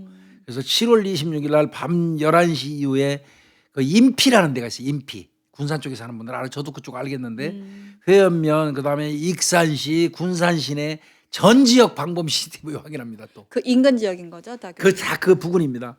익산은 인접해 있는 데고요. 군산하고. 근데 범위는 엄청 넓어요. 예, 이 시골들이 맞아요. 네, 엄청 범위는 커요. 엄청 넓어요. 거기 전 지역 방범용 CCTV 확인합니다. 전 지역. 아마 죽었을 거예요, 거의. 네. 그런데 거기에서도 수사 진전이 안 나와요. 근데 이때 당시 그러면 아까 공개 수사했잖아요. 그러면 언론은 이미 이제 경찰관이 살인을 했구나. 내연 관계에 그것도 내연녀를 임신한 여성을 살해했구나라고 하면서 음. 지금 막 그 폴리스 경찰들이 어떤 도덕적 음. 비리, 강력 음. 범죄 뭐 이런 걸 막 언론에서 또 다시 신나게 이제 하죠. 네. 언론에서. 뭐 또 이건 뭐 비난 받아도 할 말이 없습니다. 그렇죠. 이거는. 네. 예. 자, 그러니까 이제 이때부터 이거는 살인 사건이다. 음. 이 정도 되고 저 연락이 안 되고 실저 오리무중이라면 이거는 피해자도요. 우리가 늘 얘기하지만 크리티컬 타임이라는 게 있잖아요. 네. 크리티컬 타임이 있는데 일반적으로 7시간부터 따지잖아요. 네. 그 성인의 여성을 남자 하나가 통제할 수 있는 시간이 그건 아마 어린애가 7시간이고요. 이 7시간도 안 될 거예요. 왜 아이들이 7시간이라고 하냐면요. 배고픔. 그러니까 그러니까요. 밥을 먹여야 되는데 아이를 데리고 나갈 수도 없고 그렇다고 음. 아이를 둔 채로 가서 뭘 사갖고 오기에는 아이에 대한 그렇죠. 그거 하다 보니까 이 밥 시간 정도를 봐서 한 끼 식사를 봐서 보통 6시간에서 7시간이라고 잡거든요. 근데 이 여성 같은 경우는 이미 며칠이 지났잖아요. 네. 그러면 이렇게 완벽하게 알려지지도 않고 어디 있는지도 모를 정도면 사망했다고 보는 게 솔직히 말해서 비관적이지만 맞거든요. 수사진 입장이라면.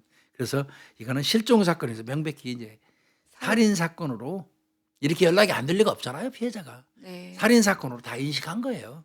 응? 그런데 이제 막 뭐 그때 언론은 막 계속 그렇게 나왔다고 합니다. 경찰이라고 그래가지고 도망갈 시간을 벌어준다는 식으로 음.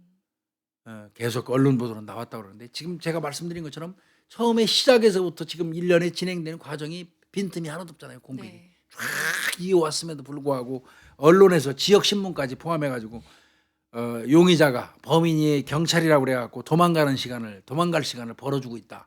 이런 어떻게 보면 악의적인 기사죠. 이런 기사가 엄청나게 떴다고 합니다.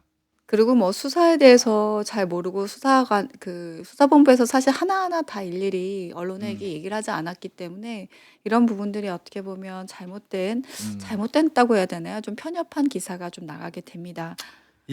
근데 이제 이런 경우는 편협한 기사, 뭐 악의적인 기사가 100개, 1000개가 나와도 찍소리 말아야 돼요. 맞아요. 할 말이 다 받아들여야 돼. 입이 100개, 1000개라도 할 말 없는 거기 때문에 그렇습니다. 네. 그 과정에 이제 정경사하고 그 이씨 사이에 휴대폰 메시지가 복원이 됐어요.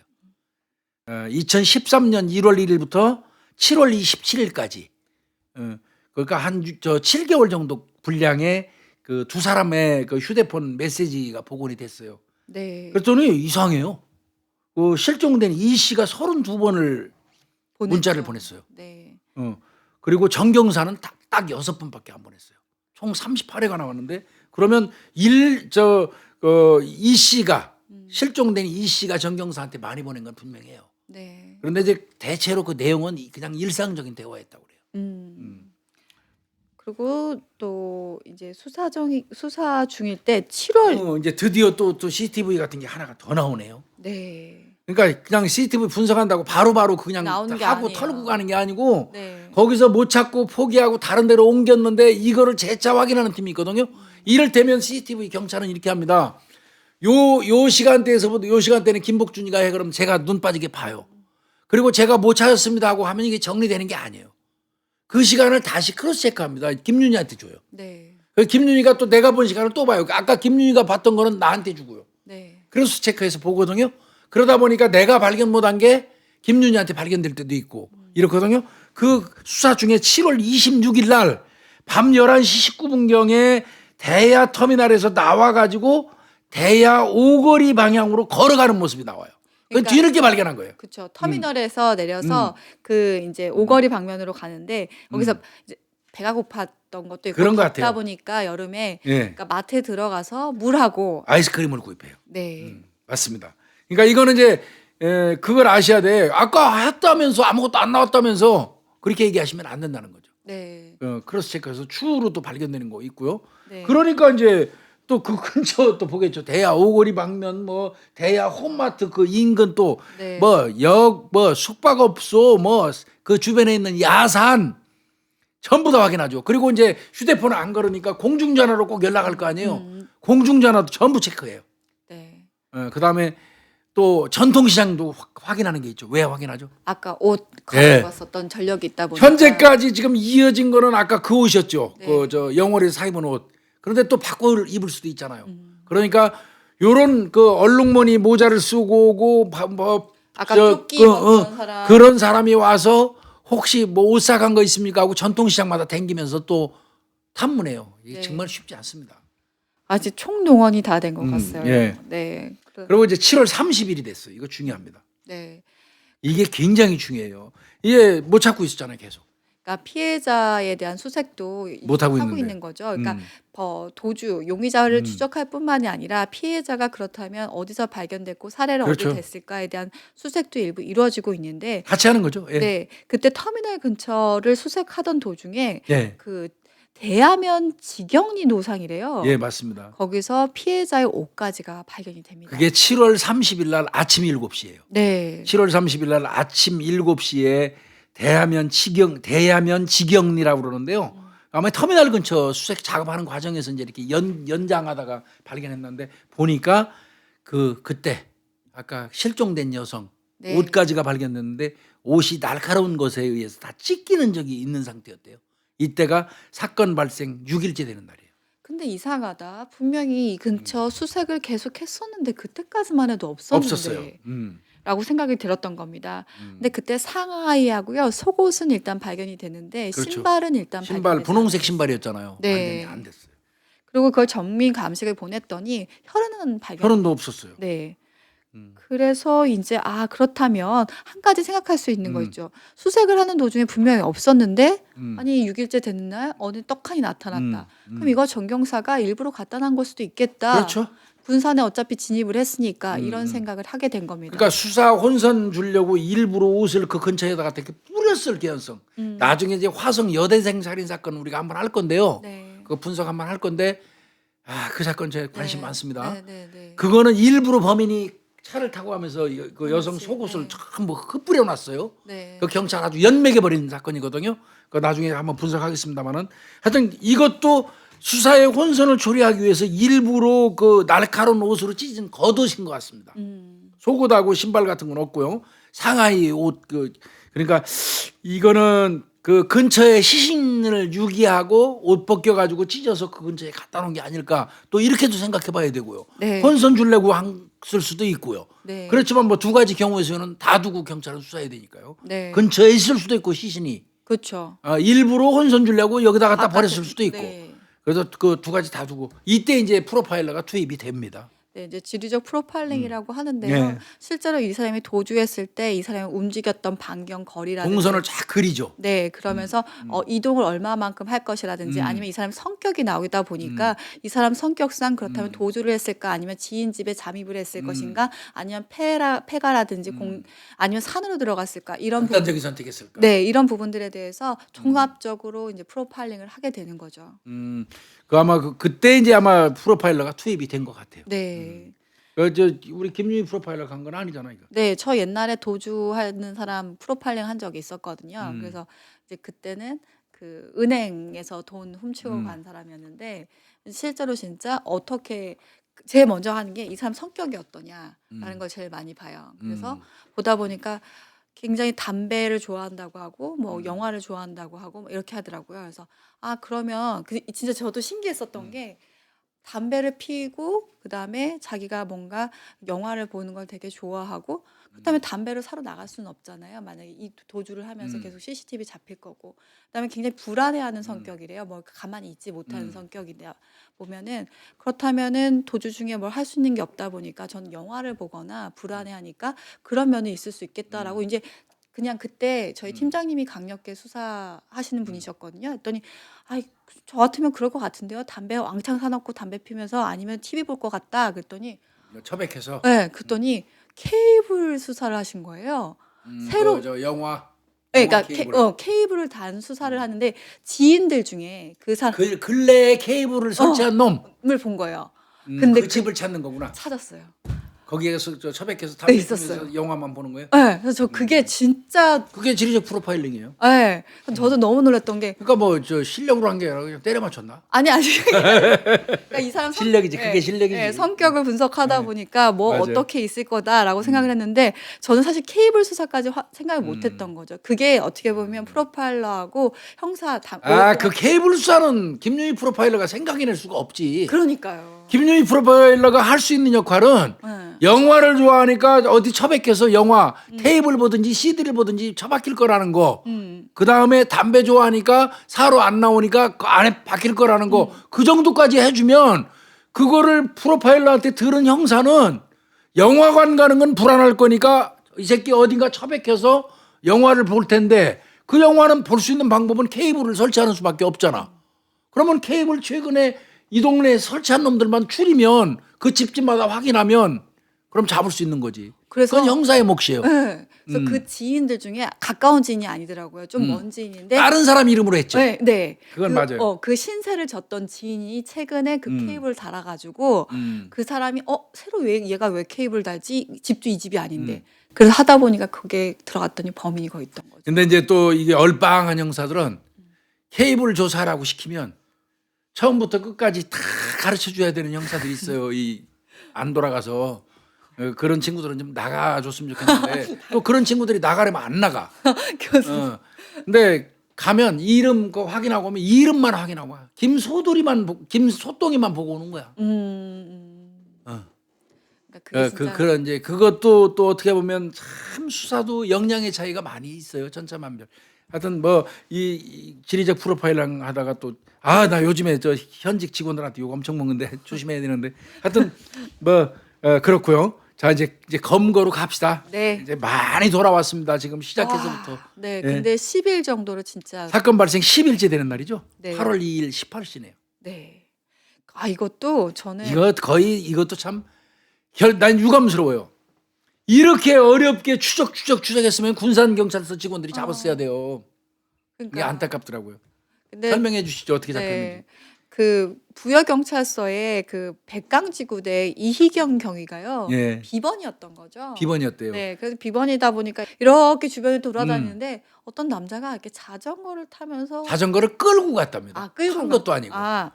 끌고 가는 남자를 딱 봤는데 이상한 거예요. 그 바지가 있으면 바지 밑단만 이게 흙이 확 묻어져 있고 또 이 남자 수염이 서브룩하니 있는 거예요. 그러면 아시잖아요. 뭔가 이상하다. 이거 그러니까 거수자야 우리말로. 거동수상자. 뭐 저 새끼 좀 차림새가 우리 지역 그 일반적으로 통행하는 사람하고 비교했을 때 안 어울리는 사람. 그렇죠. 그 주변 환경에. 그러면 그걸 우리는 거동수사자라고 그래요. 그런데다가 거동수상자. 내가 이제 지구대 근무하시다 보니까 대충 사람들 알잖아요. 그리고 그렇죠. 주민들도 알고 동네 사람들 거반 알죠.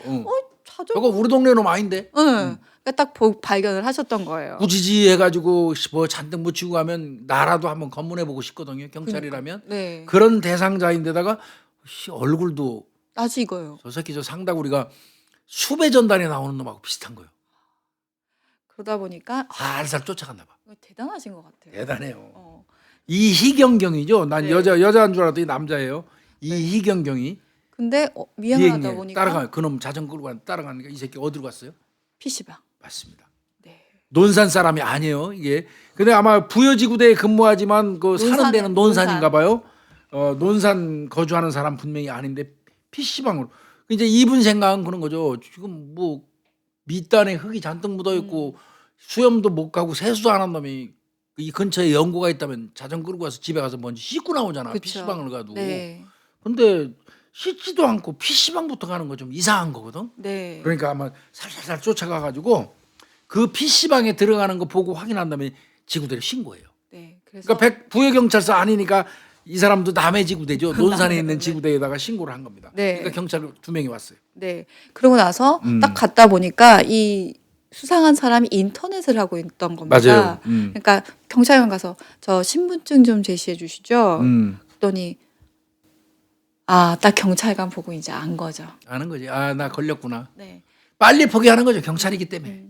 정경사가 나 맞다. 내가 그 범인 맞다라고 하면서 그 자리에서 자백하면서 검거가 됩니다. 이때 이 사람이 인터넷 검색했던 게 뉴스 검색하고 있어요. 지사건 관련된 거. 반드시 하더라고. 네. 이 수배돼 가지고 도주하는 놈들은 내 경험상 반드시 어느 장소 어디에 가서도 그 지 기사를 봐요. 검색해요. 왜냐하면 이거는 우리 후배들이 수사하는 데 있어서 절대로 이거 진리입니다. 만고의 진리. 그리고 실제로 그 저희가 이제 언론과 언론 보도와 음. 범죄자의 행동에 대한 것들을 이제 조금 조사를 하다 보면 실제로 언론의 행동에 따라서 보도에 따라서 범죄자들의 움직임이 변하는 경우가 되게 많아요. 사실은 이 얘기는 하면 절대 안 되는데 우리가 언론에다가 부탁을 해가지고 조금 용이하게 바꾸는 경우도 없잖아 있기는 해요. 아니면 애초부터 또 기분 나쁠까봐 언론에다 생짜발이의 그 어떤 정보를 제공해서 나게 하면은 나중에 언론한테 엄청 공격받아요. 우리에 유리하자고 이용하면. 그러니까 언론한테 사실 얘기해요. 요런 부분은 요럴 수도 있는데 요런 부분이 언론에 나오면 이 사람이 이런 패턴의 행동을 할지도 모르겠다.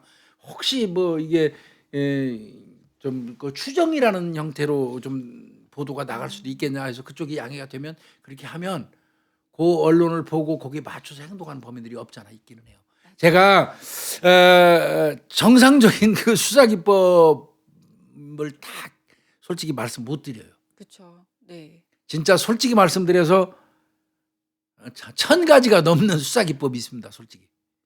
그러니까 그때 그 하승균 그 총경님 나왔을 때도 예. 말씀드렸지만 수사는 하나의 예술인 것 같아요. 그러니까 종합예술이에요. 네, 사건마다 다 다르고요. 용의자도 다 다르고 범인도 다 다르고 피해자도 다 다르다 보니까 이걸 어떻게 내가 바라보고 수사를 하느냐가 뭐 전체적인 틀은 뭐 피해자 조사, 주변 조사, 뭐 계좌 조사 이런 건 틀은 있지만 그 조사하는 사람, 수사하는 사람의 그 디테일이 정말 어마어마하게 중요한 게 수사인 것 같아요. 수사는 디테일에 있어요. 네. 뉴스 검색하다가 걸렸고요. 결국은 이제 잡았잖아요. 네. 그게 이제 8월 2일 날 밤 8시 40분에 군산경찰서 강력계장 등 15명이 가서 신병 인수합니다. 논산경찰서에서 인수한 거예요. 일단 그걸로 잡아갔으니까.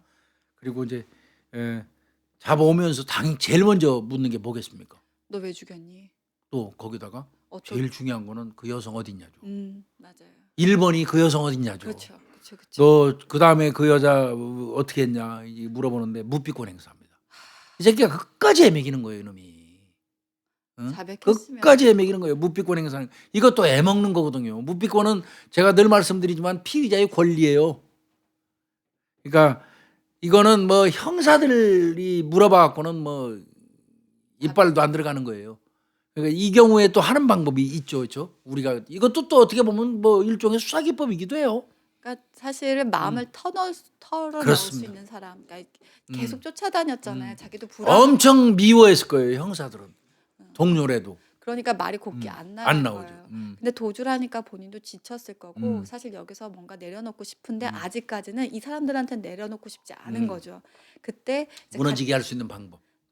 동료 지인들, 맞습니다. 아니면 같이 근무했던 사람들을 그렇습니다. 들여보내는 거죠. 근데 이때는 가족은 잘, 특히 네. 부인이 안 씁니다. 네. 그건 안 씁니다. 네. 이런 경우에는 부인을 들여보내서 설득하는 거는 효율적이지도 않고요. 네, 그거는 부인한테 못할 짓 시키는 겁니다. 맞습니다. 이런 경우는 절대 아니고요.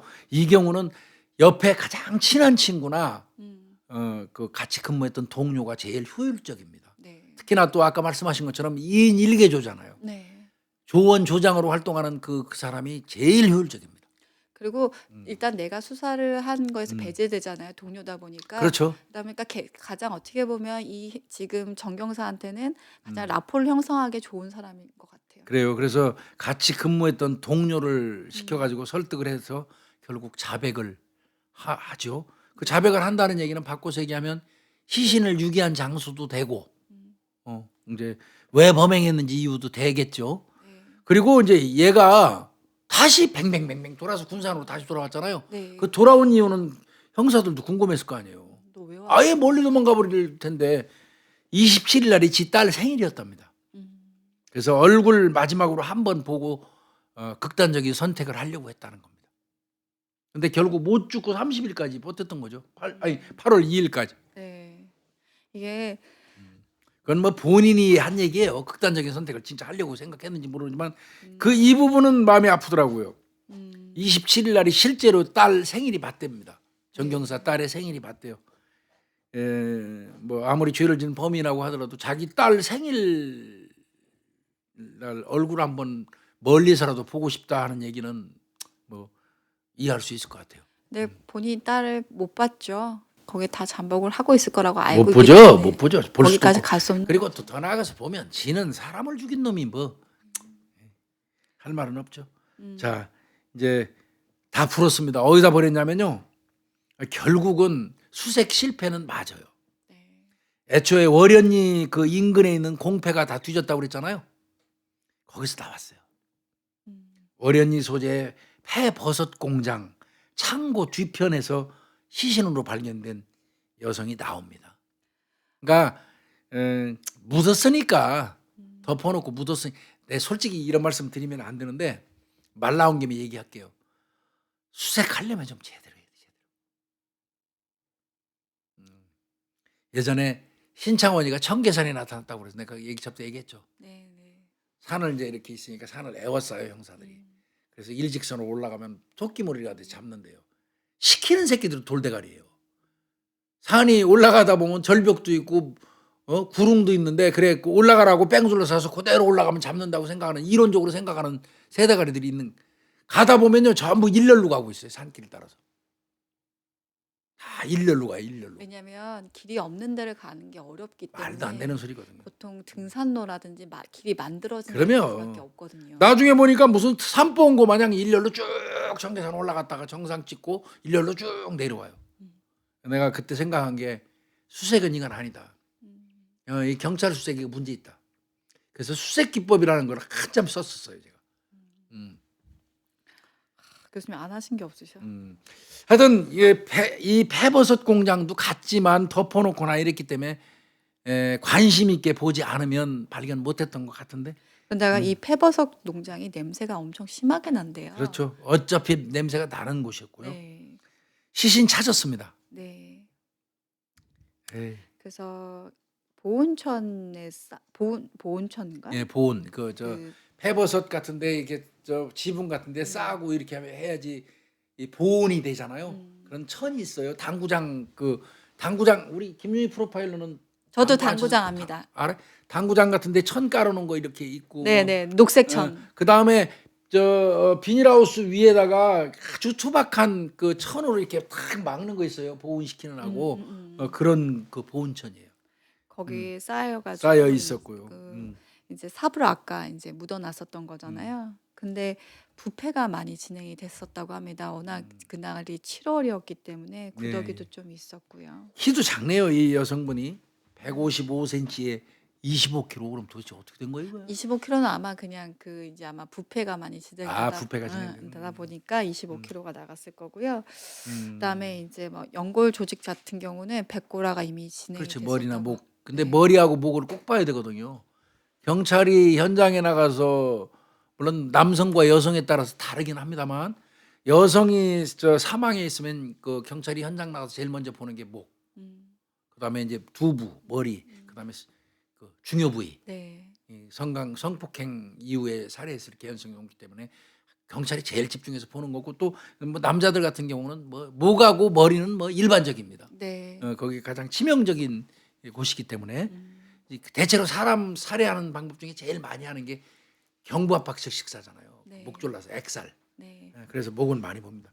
이 여성 같은 경우는 이제 부패했지만 사체 부검하니까 위가 비어 있었다고 그러고요. 그러니까 안 먹은 거죠 아무것도. 네. 그날 저녁에 나오면서 그 이후로 즉시 사망했다는 얘기예요. 바꿔서 얘기하면 그 시간 만나자마자. 네. 그러니까 뭐 먹은 게 없는 거죠.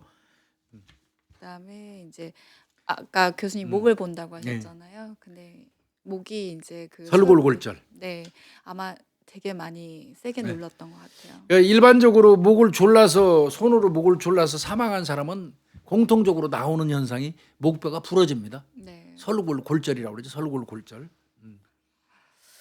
아이고. 그 정경사가 이 대야면에 내린 거는 걸어서 집에 가려고 그랬던 건 맞대요. 그러니까 아까 걸어서. 딸 얼굴을 보려고 했었다라고 했잖아요. 그러다 보니까 그러다가 걸어서 집에 가려고 저 대야면에서 내렸는데 가만히 생각하니까 공교롭게도 대야면 그 근처에 사체를 숨겼잖아요. 네. 그러니까 축사 거기에다 유기했던 시체 생각이 났다는 거예요. 그래서 다시 택시를 탄 거예요. 음. 그 가보려고 한번 확인하러. 이 범죄자들이 그런가 보더라고요.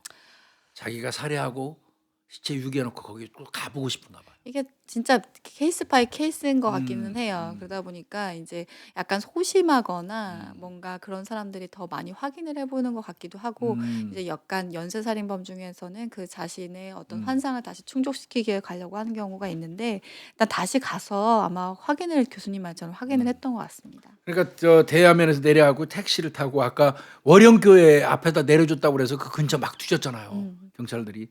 그래서 거기 월영교회 앞에까지 갔고 거기에서 이제 버섯농장 갔더니 현장에 옷가지가 널려 있더라는 거예요.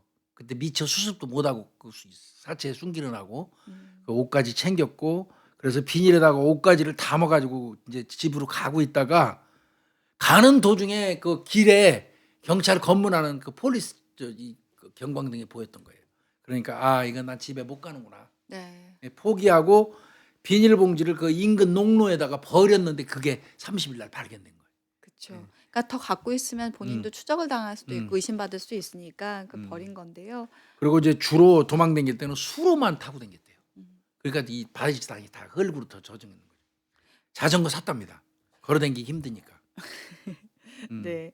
그러면서 뭐 물하고 빵 같은 음, 경우는 전주에서 사서 뭐 음, 먹기도 하고 아이스크림 같은 거 아까도 음, 보셨지만 음, 얘기했지만 그 마트에서 아이스크림 먹었던 게 확인이 됐고 이러면서 아마 계속 이렇게 음. 배회를 계속했던 것 같아요. 그러니까 목적지가 없는 거죠. 음. 그냥 단지 도주를 위한 이동만 하는 거죠. 음. 그렇게 했던 것 같습니다. 그러니까 본인도 알았을 거예요. 언젠가 잡힐 아이 수밖에 없다라는 당연하죠. 거. 자 그러면 이제 정경사는 그럼 내연 관계 불륜이냐 음. 이 부분에 대해서 이제 검거 이후에 조사를 받는 거예요. 정경사 얘기에 따르면 이 피해자 이 씨를 만난 거는 2012년도라고 그래요. 네. 어, 어, 8월 달에 만나는데 그러니까 작년 8월에 만난 거죠. 저 사건 시점으로 따져보면 그때 이 음, 사회 친구가 소개시켜 줬다고 예, 했었죠. 자신의 생일날 친구 김 씨가 소개했다는 솔직히 얘기해서 이 사람 경찰이에요. 이 사람도 경찰이에요. 경향신문에는 그렇게 났어요. 음, 동료 경찰 동료도 그런 말 하기는 했어요. 음. 그 바람에 이 여성이 임신했다고 하니까 이건 내 아이가 아니고 그 소개시켜준 남자의 아이가 아닌가 이런 의심도 했었다는 거예요. 본인은 그랬다고 그러는데 이건 뭐 어디까지나 지금 제가 말씀드린 건 정경사의 진술입니다. 네. 사실 여부는 알 수 없어요. 아. 처음 소개해 줄 때는 뭐 그 소개해 준 사람이 내 여자친구야 인사해 정경사 이렇게 했는데 어느 날 둘이 또 관계가 돼버린 거예요. 네. 두 음. 달 두 달 뒤에 네. 내연 관계로 발전했다는 거고 네. 뭐 밥, 술, 잠자리 이렇게 했다고 그러고 다른 친구들하고 어울려서도 술도 먹고 그랬다고 그래요. 그러니까 친구들하고 같이 어울려서 하다 보니까 주변의 지인들 같은 경우는 알 수밖에 없었던 거죠. 그렇죠. 음. 음.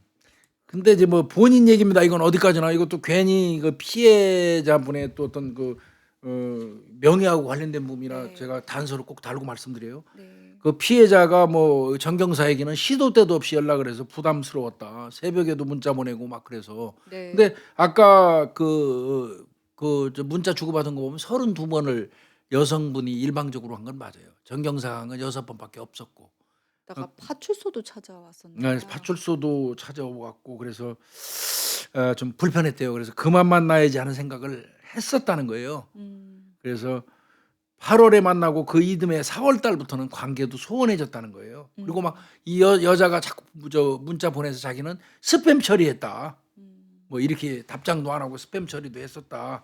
그리고 뭐 그만 만나자고 얘기했고 여성도 오케이 그럼 그냥 그만 만나자 그래서 끝났다고 생각을 했는데 3, 4월경에 피해자가 전화해서 그냥 친한 친구로 지내자 그냥 음. 헤어지기는 섭섭하다. 음. 그래서 또 그냥 부담 없는 사이로 만나기 시작을 했었다. 근데 말이 안 돼 이 소리도. 어, 그쵸. 그래서 뭐 이후에 사건 전까지 뭐 서너 번밖에 안 만났다 그랬는데 갑자기 7월 달이 되니까 임신 이야기를 그 여자가 해서 이건 이상하다 음. 생각했다는 거예요. 네. 그래서 그래서 그러면 이제 음. 만나서 얘기를 하자. 음. 여자가 그랬겠죠. 그러니까 그러면서 성관계를 했으니까 임신했다고 그러니까 만나서 얘기하자고 했겠죠. 뭐 본인이 뭐 안 만나요. 뭘 안 만나요. 그러니까 본인도 음. 이게 내 아이일 수 있고 음. 임신했을 가능성도 있겠다라고 생각을 하다 아니면 나를 보니까 소개해 준 그 사람의 아이일 수도 있고. 어쨌든 본인과 관련되어 있다 음. 보니까 이제 그 여자가 만나자고 했을 때 나간 거죠, 사실. 그래 만나자 그러면 그래서 이제 아마 그때 약속이 정경사가 그 이씨 집 앞으로 아까 엘리베이터에서 내려가지고 그 아파트 후문 골목길로 진입하는 것까지 나왔잖아요 피해자 네, 인상착의 나올 때 네. 그 근처에 차 대고 있었나 봐요 음. 정경사가 그래서 벤치에서 이제 그 네. 아파트 벤치, 벤치에서 응. 이제 만나가지고 음. 대화를 좀 했었던 것 같습니다. 근데 그때 이제 남성이 아마 이 정경사가 그랬겠죠. 야, 임신? 그거 사실이야? 진짜야? 그러다 보니까 이 여성이 테스트기 임신 테스트기가 있잖아요. 그래서 두 줄이면 이게 임신이 소변에다가 이렇게 담궈가지고 두 줄이면 임신이 되네요. 임신이잖아요. 그러니까 그거 보여줬다는 거예요? 음. 네, 그걸 보여줬다는 거예요? 그러면서 야, 너 어떻게 할 거야? 음. 너 때문에 내가 임신하게 된 거 아니야. 이거 보상해줘야 될 거 아니야. 그러면서 수술비하고 이제 뭐 공부하고 있었나 본데요, 이 여성분이. 그런 거 같아요. 그래서 뭐 공부하는 시간을 포기해야 되니까 그거에 대한 보상까지 해달라. 그래서 그럼 나 생각해 볼게. 그랬더니 빨리 결정해. 이러다가 이제 뭐 다투고 헤어지고 뭐 이랬었는데 그 이후로 뭐 이제 문자가 엄청 왔었다는 거예요. 이게 뭐 문자 메시지 내용은 그냥 사실대로 읽어드려야 할 것 같기는 해요. 네. 이제 문자 메시지 중에 네 집 여자가 알면 통곡하겠지? 아마 미쳐버릴 거야. 나도 미쳤으니까. 야, 너랑은 대화가 안 된다. 갈 때까지 가보자. 이제 이런 문자들이 왔었다고 합니다. 그래서 이제 그날 이제 뭐 약속은 몇 번 어겼던 모양이에요, 정경사가. 만나기로 했다 안 피하는 가고 거죠, 계속. 자꾸 피했던 예, 것 예. 같아요. 그러니까 또 왔어요 문자. 음. 뭐라고 왔죠? 캔슬하니까. 나 피하는 거 아니냐? 음. 다음에도 만나기로 약속 어기면 음. 집이고 경찰서고 가서 다 불어버리겠다. 음. 이렇게 문자를 보냈습니다. 그리고 이제 7월 23일 날이네요. 네, 만나기 전날이죠. 그러면서 피해자가 네, 꼭 만나자. 그리고 야, 만나서 정리 그냥 하자. 이러면서 문자를 보냈습니다. 참. 아, 그래서 정경사가 낙태 수술비를 검색을 했는데 120 정도로 나왔다고 그러네요. 120 정도로 나오니까 거기다가 자기는 180 붙여서 300만 원 주고 위로금 주로 그러면 500만 원 적금 깨가지고 300 주고 이제 200원 남는 형태로 생각을 했다는 게 이 사람 이야기예요. 네. 근데 이제 그거는 맞는지 여부는 모르겠습니다. 결국 7월 24일 날 없어지는 날 밤 7시 30분에 아파트 부근에서 아까 말씀드린 것처럼 만났고요. 차에 탔어요. 그래서 사람 없는 곳으로 가자고. 근데 저는 이때 약간 그 전에는 그 전에 만나서 아파트에서 부근에서 벤치 같은 데서 얘기하다가 갑자기 사람 없는 데로 가자고 그런 건 이건 작정한 거 아니에요? 네, 저는 이게 좀 이상하게 저도 이 부분은 그런 것 같아요. 다가 그 군산교도소 그 저수지 부근으로 뒤편. 갔다고 그러니까 했잖아요. 수장시키려고 했을 가능성도 있어요. 그러니까 저는 원래 정경사 차 뒤에 항상 낚시 도구가 있는지는 잘 모르겠지만 있었대요. 네. 그 낚시라는 부분은 어느 정도 본인이 알리바이라든지 이런 부분을 생각하지 않았을까라는 생각도 해봅니다. 그래서 그쪽으로 간 거 봐서는 뭐 이미 그리고 뭐 본인 얘기는 300만 원을 거기서 내밀었대요. 120은 낙태 수술비, 180만 원은 위로금, 300을 내밀었는데 그 여성이 아니야 이거 갖고는 안 돼. 차후에 발생 가능한 질병도 끝까지 책임진다는 각서를 써라. 그걸로는 안 돼. 그러면서 거부를 해서 그렇게 각서 써라 빨리. 300원 이렇게 일단 쓰고 나중에 무슨 질병 같은 게 또 발생하면 네가 책임진다는 걸 각서를 써줘. 그것까지 받고나 갈게. 그렇게 얘기하니까 정경수가 그건 못해. 계속 물고 늘어질 것 같다는 생각이 들었다고 그러는 거예요. 네. 못해 그랬더니 이 피해자가 너하고는 대화가 안 되니까 네 와이프하고 얘기하겠다. 이렇게 얘기하는 바람에 살해를 했다. 라고 주장을 하는 거죠. 이게 이제 이게 어떻게 보면 피해자는 없고 가해자가 혼자 살아 있다 보니까 이 가해자의 피의자의 진술에 의존할 수밖에 없는 어떤 한계이기는 해요. 이게. 저는 이 문자들 음. 대화는 어느 일부분은 진실일 거라는 생각이 드는 게 좀 디테일한 부분들이 좀 있어서 있어요? 네, 있어서 그런데 저는 이 여성이 이런 얘기를 할 때까지 이 정경사가 계속 피하고 만나주지 않고 그다음에 자신의 스팸 처리하고 이러다 보니까 이 여성도 어떻게 보면 악에 맞춰서 이런 얘기들이 좀 나왔던 부분도 있는 것 같기는 해요. 그래서 이 내용 자체가 아예 다 생짜로 거짓말로 만들어서 같지는 않다라는 터무니없지는 않다 이거죠. 네, 저는 그렇게 생각이 하여튼 들어요. 뭐 너 저 각 썼어 그러니까 안 된다 그러니까 너하고 대화하니까 네 와이프한테 내가 얘기한다. 음, 또 뭐 나 애 낳아가지고 니네 집에 갖다 줄게. 음, 뭐 그렇게 하면서 네 와이프한테 전화할게 그러면서 휴대폰으로 마누라 전화를 하려는 걸 자기가 뺏는 과정에 자기 그 손톱에 얼굴을 다 낚시 그 나뭇가지 긁혔다고 그랬잖아요. 그 손톱 자국이에요. 네, 손톱이 좀 긁혔다는 거예요. 그래서 순간적으로 화가 화가 나서 나서 조수석에 있는 피해자 목을 졸라서 살해를 했다. 그게 이제 정경사의 어떤 이 범행 그 일련의 과정입니다. 네. 사실 제일 처음부터 이게 우발적이었다고 하더라도 일단 사람이 없는 근처로 갔다라는 것 자체부터 예, 저는 그 부분이 이해가 네, 안 가요. 의심될 수밖에 없었던 것 같습니다. 그리고는 이제 차로 그 회원면 소재 그쪽으로 그 사체 유기한 그 폐버섯 공장 있잖아요. 네, 거기를 선택한 것도 저는 네. 악취가 많이 나는 장소를 선택한 것도 이건 다분히 좀 의심은 가요.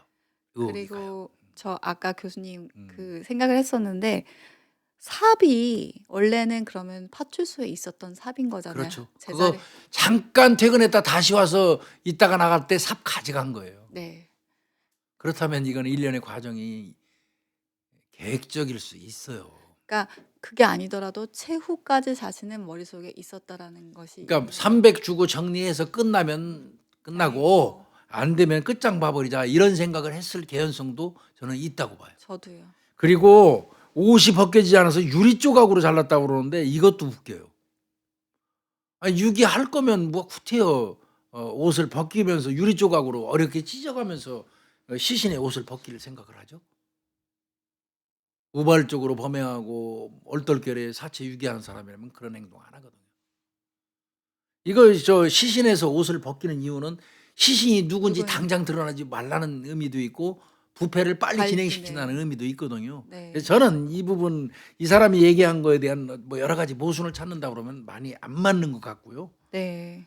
음. 이게 참 쭉 그 내용을 보면 근데 이제 이런 그 저 피해자의 진술 관련돼 가지고 이 언니는 저 여러 가지 얘기를 했어요. 언론 보도에 나가니까 네. 언니 얘기는 낙태 비용을 120만 원을 밖에 요구 안 했고 그거 정경사가 준다고 그래서 나갔고 그 뭐 낙태하고 난 다음에 내 동생은 그냥 관계 중단하려고 그랬지 뭐 들어붙으려고 한 거 전혀 없다. 어?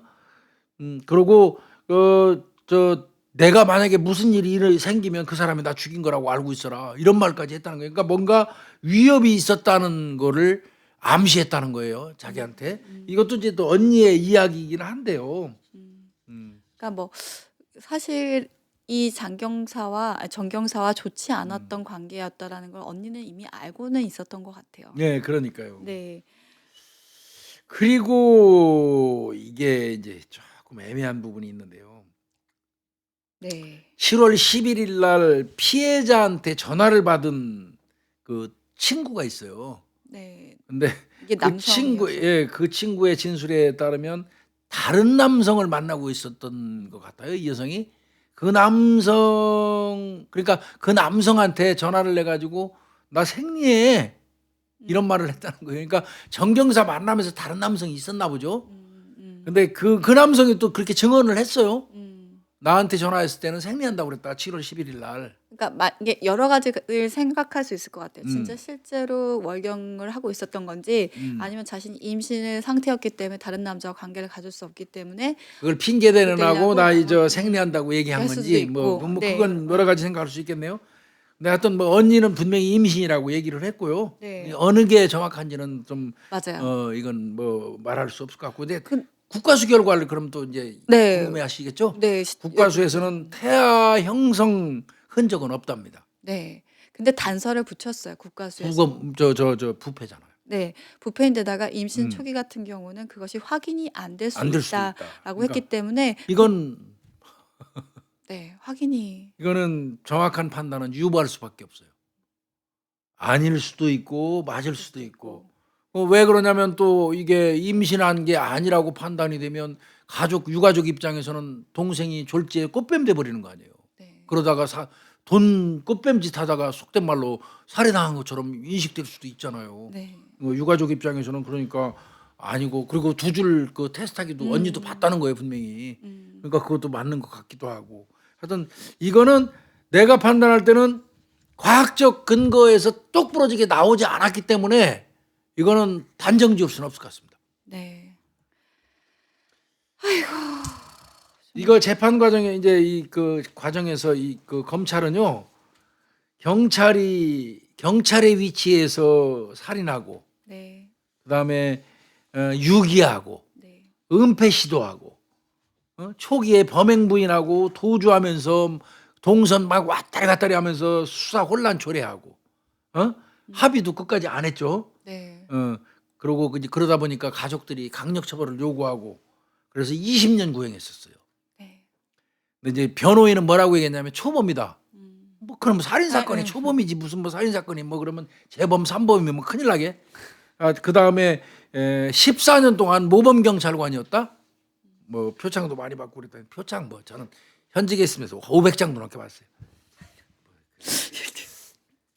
표창 가지고 모범 뭐 이렇게 얘기하는 건 뭐 맞지 않고요. 솔직히 말씀드리는 거예요. 네. 뭐 저 정기 저 표창 계절 오면 작년에 윤희까지 탔나? 그러면 이번에 말똥이 타. 뭐 솔직히 우리 안 그랬습니까? 앞으로 그러면 안 돼요. 그다음에 이게 왜냐면 상점 점수가 있거든요. 3점인가요? 뭐 네. 음. 에이. 그러고 뭐 저 변호인은 또 그 얘기도 했어요. 돈이 없는 사람이 여자를 만나면 안 되지 하는 바람에 격분했다. 정경사가 이제 정경사 얘기 듣고 모욕적인 기분을 느꼈다. 돈도 없는 놈이 무슨 여자를 만나냐 그러는 바람에 모욕적인 느낌을 받고 기분이 들어서 살해했다. 그런 부분도 좀 참고해달라. 그다음 이제 피고인의 가족을 위해서 가족들은 뭔 죄냐고요.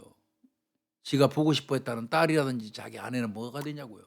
그런 사람들을 위해서 좀 참작해달라고 이렇게 변호인은 얘기를 했고요. 급기야 이거는 5월 29일 날 대법원에서 죄질 불량하다. 네. 비난 가능성 엄청 높다 경찰관으로서. 네. 범행 부인하고 은폐하고 유가족한테 고통 주고 경찰관 신분을 망각했다. 네. 이렇게 해가지고 이제 대법원에서 확정된 게 몇 년인 줄 아세요?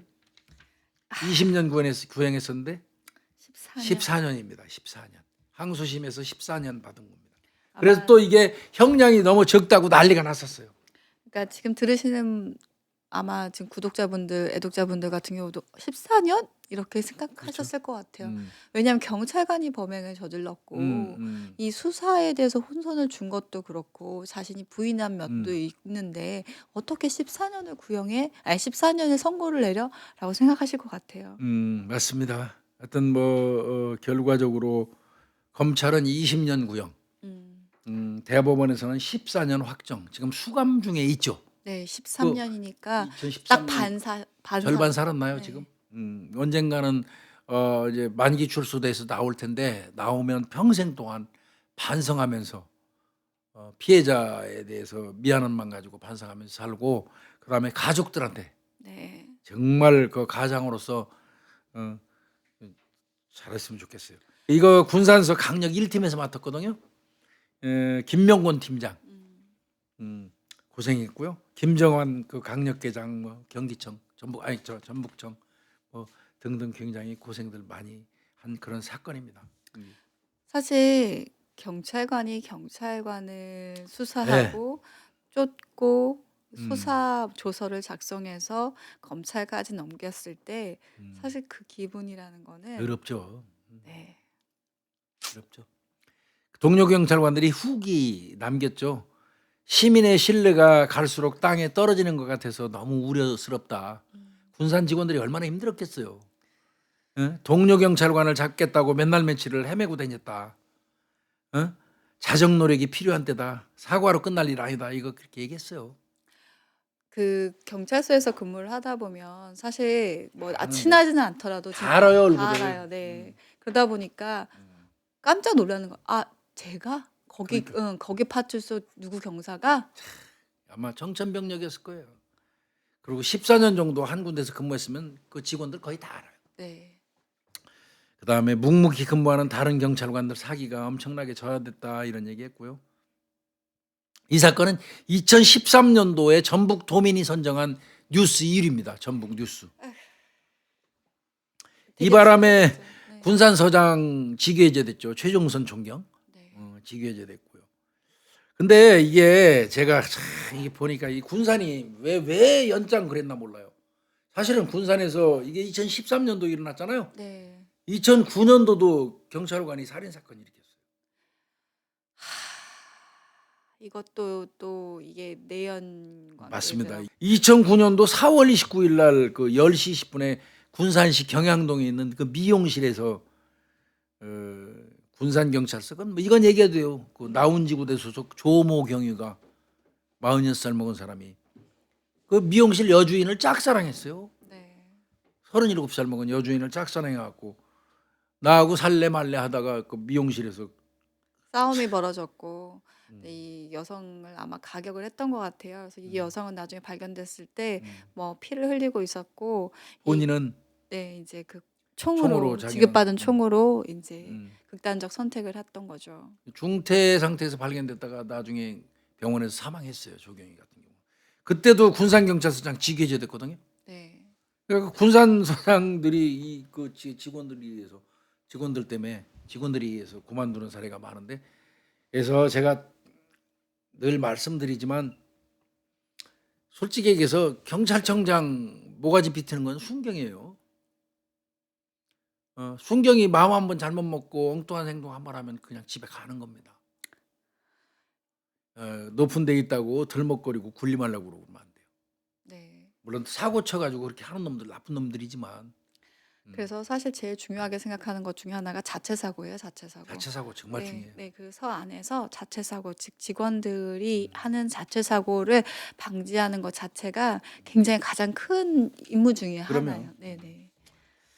이 사건은 아까도 말씀드렸지만 경찰관 신분이라는 거를 알기 때문에 오히려 수사를 더 철두철미하게 하고 호되게 하고 강력하게 하고 치밀하게 했다. 네. 단 한 번도 수사가 끊기는 거 없이 연이어서 이어지면서 고생들. 진짜 내가 볼 때는 군산경찰서 직원도 고생 무지하게 했어요.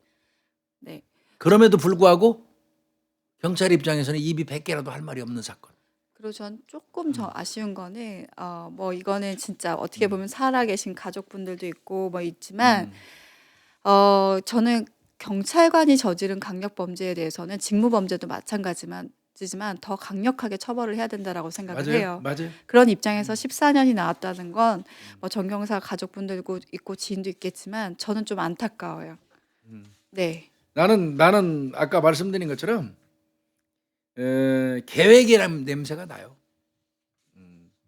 이거는 우발 범죄라는 생각은 전혀 안 듭니다. 다른 나라에서는 경찰관이 범죄를 저지를 때 진짜 강력하게 처벌을 해요. 근데 그 이유 중에 하나는 자신이 직무상 익혔던 경험과 그 기법으로 그 범죄를 저지르기 때문이고 실제로 그 법을 수호해야 될 사람이 법을 어겼을 때 그 국민들에게 주는 불신감과 불안감이 크기 때문에가 두 번째입니다. 그렇기 때문에 저는 그리고 해이해졌다라는 것도 사실 이 도덕적 해이, 법률적 해이, 큰 사건을 다루다 보면 뭐 다 그런 건 아니지만 아예 이런 거 정도의 범죄도 안 되지라고 생각하는 그런 정신 빠진 사람이 있겠어? 그러니까 그거를 경계해야 된다. 그러면 나야말로 정신 나가게? 에이, 교수님 안 그러시죠? 내가 판단할 땐 그래요. 직무를 열심히 하는 과정에서 접시게는 그런 그 실수, 네. 뭐 그런 경우는 경찰이 직무 과정에서 실수해갖고 저 민원인이 다치게 한다거나 뭐 이런 일이 있을 때는 정말 최대한으로 좀 관대하게 선처해 주시고, 음. 이렇게 고의적인 범행, 경찰관으로서 해서는 안 되는 짓을 한 이런 사람들은 가중 처벌하는 네. 형태, 이렇게 가는 게 좋겠어요. 맞습니다. 교수님 네. 말씀 맞습니다. 이거 진짜 왜 이렇게 답답하죠, 교수님 얘기하는데. 음. 예. 이거는 애초부터 우발살인이냐 계획살인이냐 공방이 엄청 심했었어요. 두 네. 가지 이게 이 재판 과정에서부터 내내 이게 우발이냐 계획이냐, 음. 그다음에 임신했냐 안 했냐, 네. 이게 관건이 돼가지고 굉장히 시끄러웠던 사건이었습니다. 네. 하여튼 경찰관에 의해서 유명을 달리하신 분 한이 좀 풀리시기를 좀 바라고요. 네. 음. 그러면서 한편으로 같이 동료였기 음. 때문에 더 철저하게 수사할 수밖에 없었던 군산 경찰서 직원분들한테도 예, 위로 보내고 싶어요. 네. 고생했어요, 이 사람. 네. 그래서 저희가 오늘 그런 면에서 양쪽 면, 경찰관의 범죄와 또 경찰관을 잡았던 그 수사진들을 함께 다뤄봤습니다. 예, 네. 고생했습니다. 수고하셨습니다, 교수님. 예.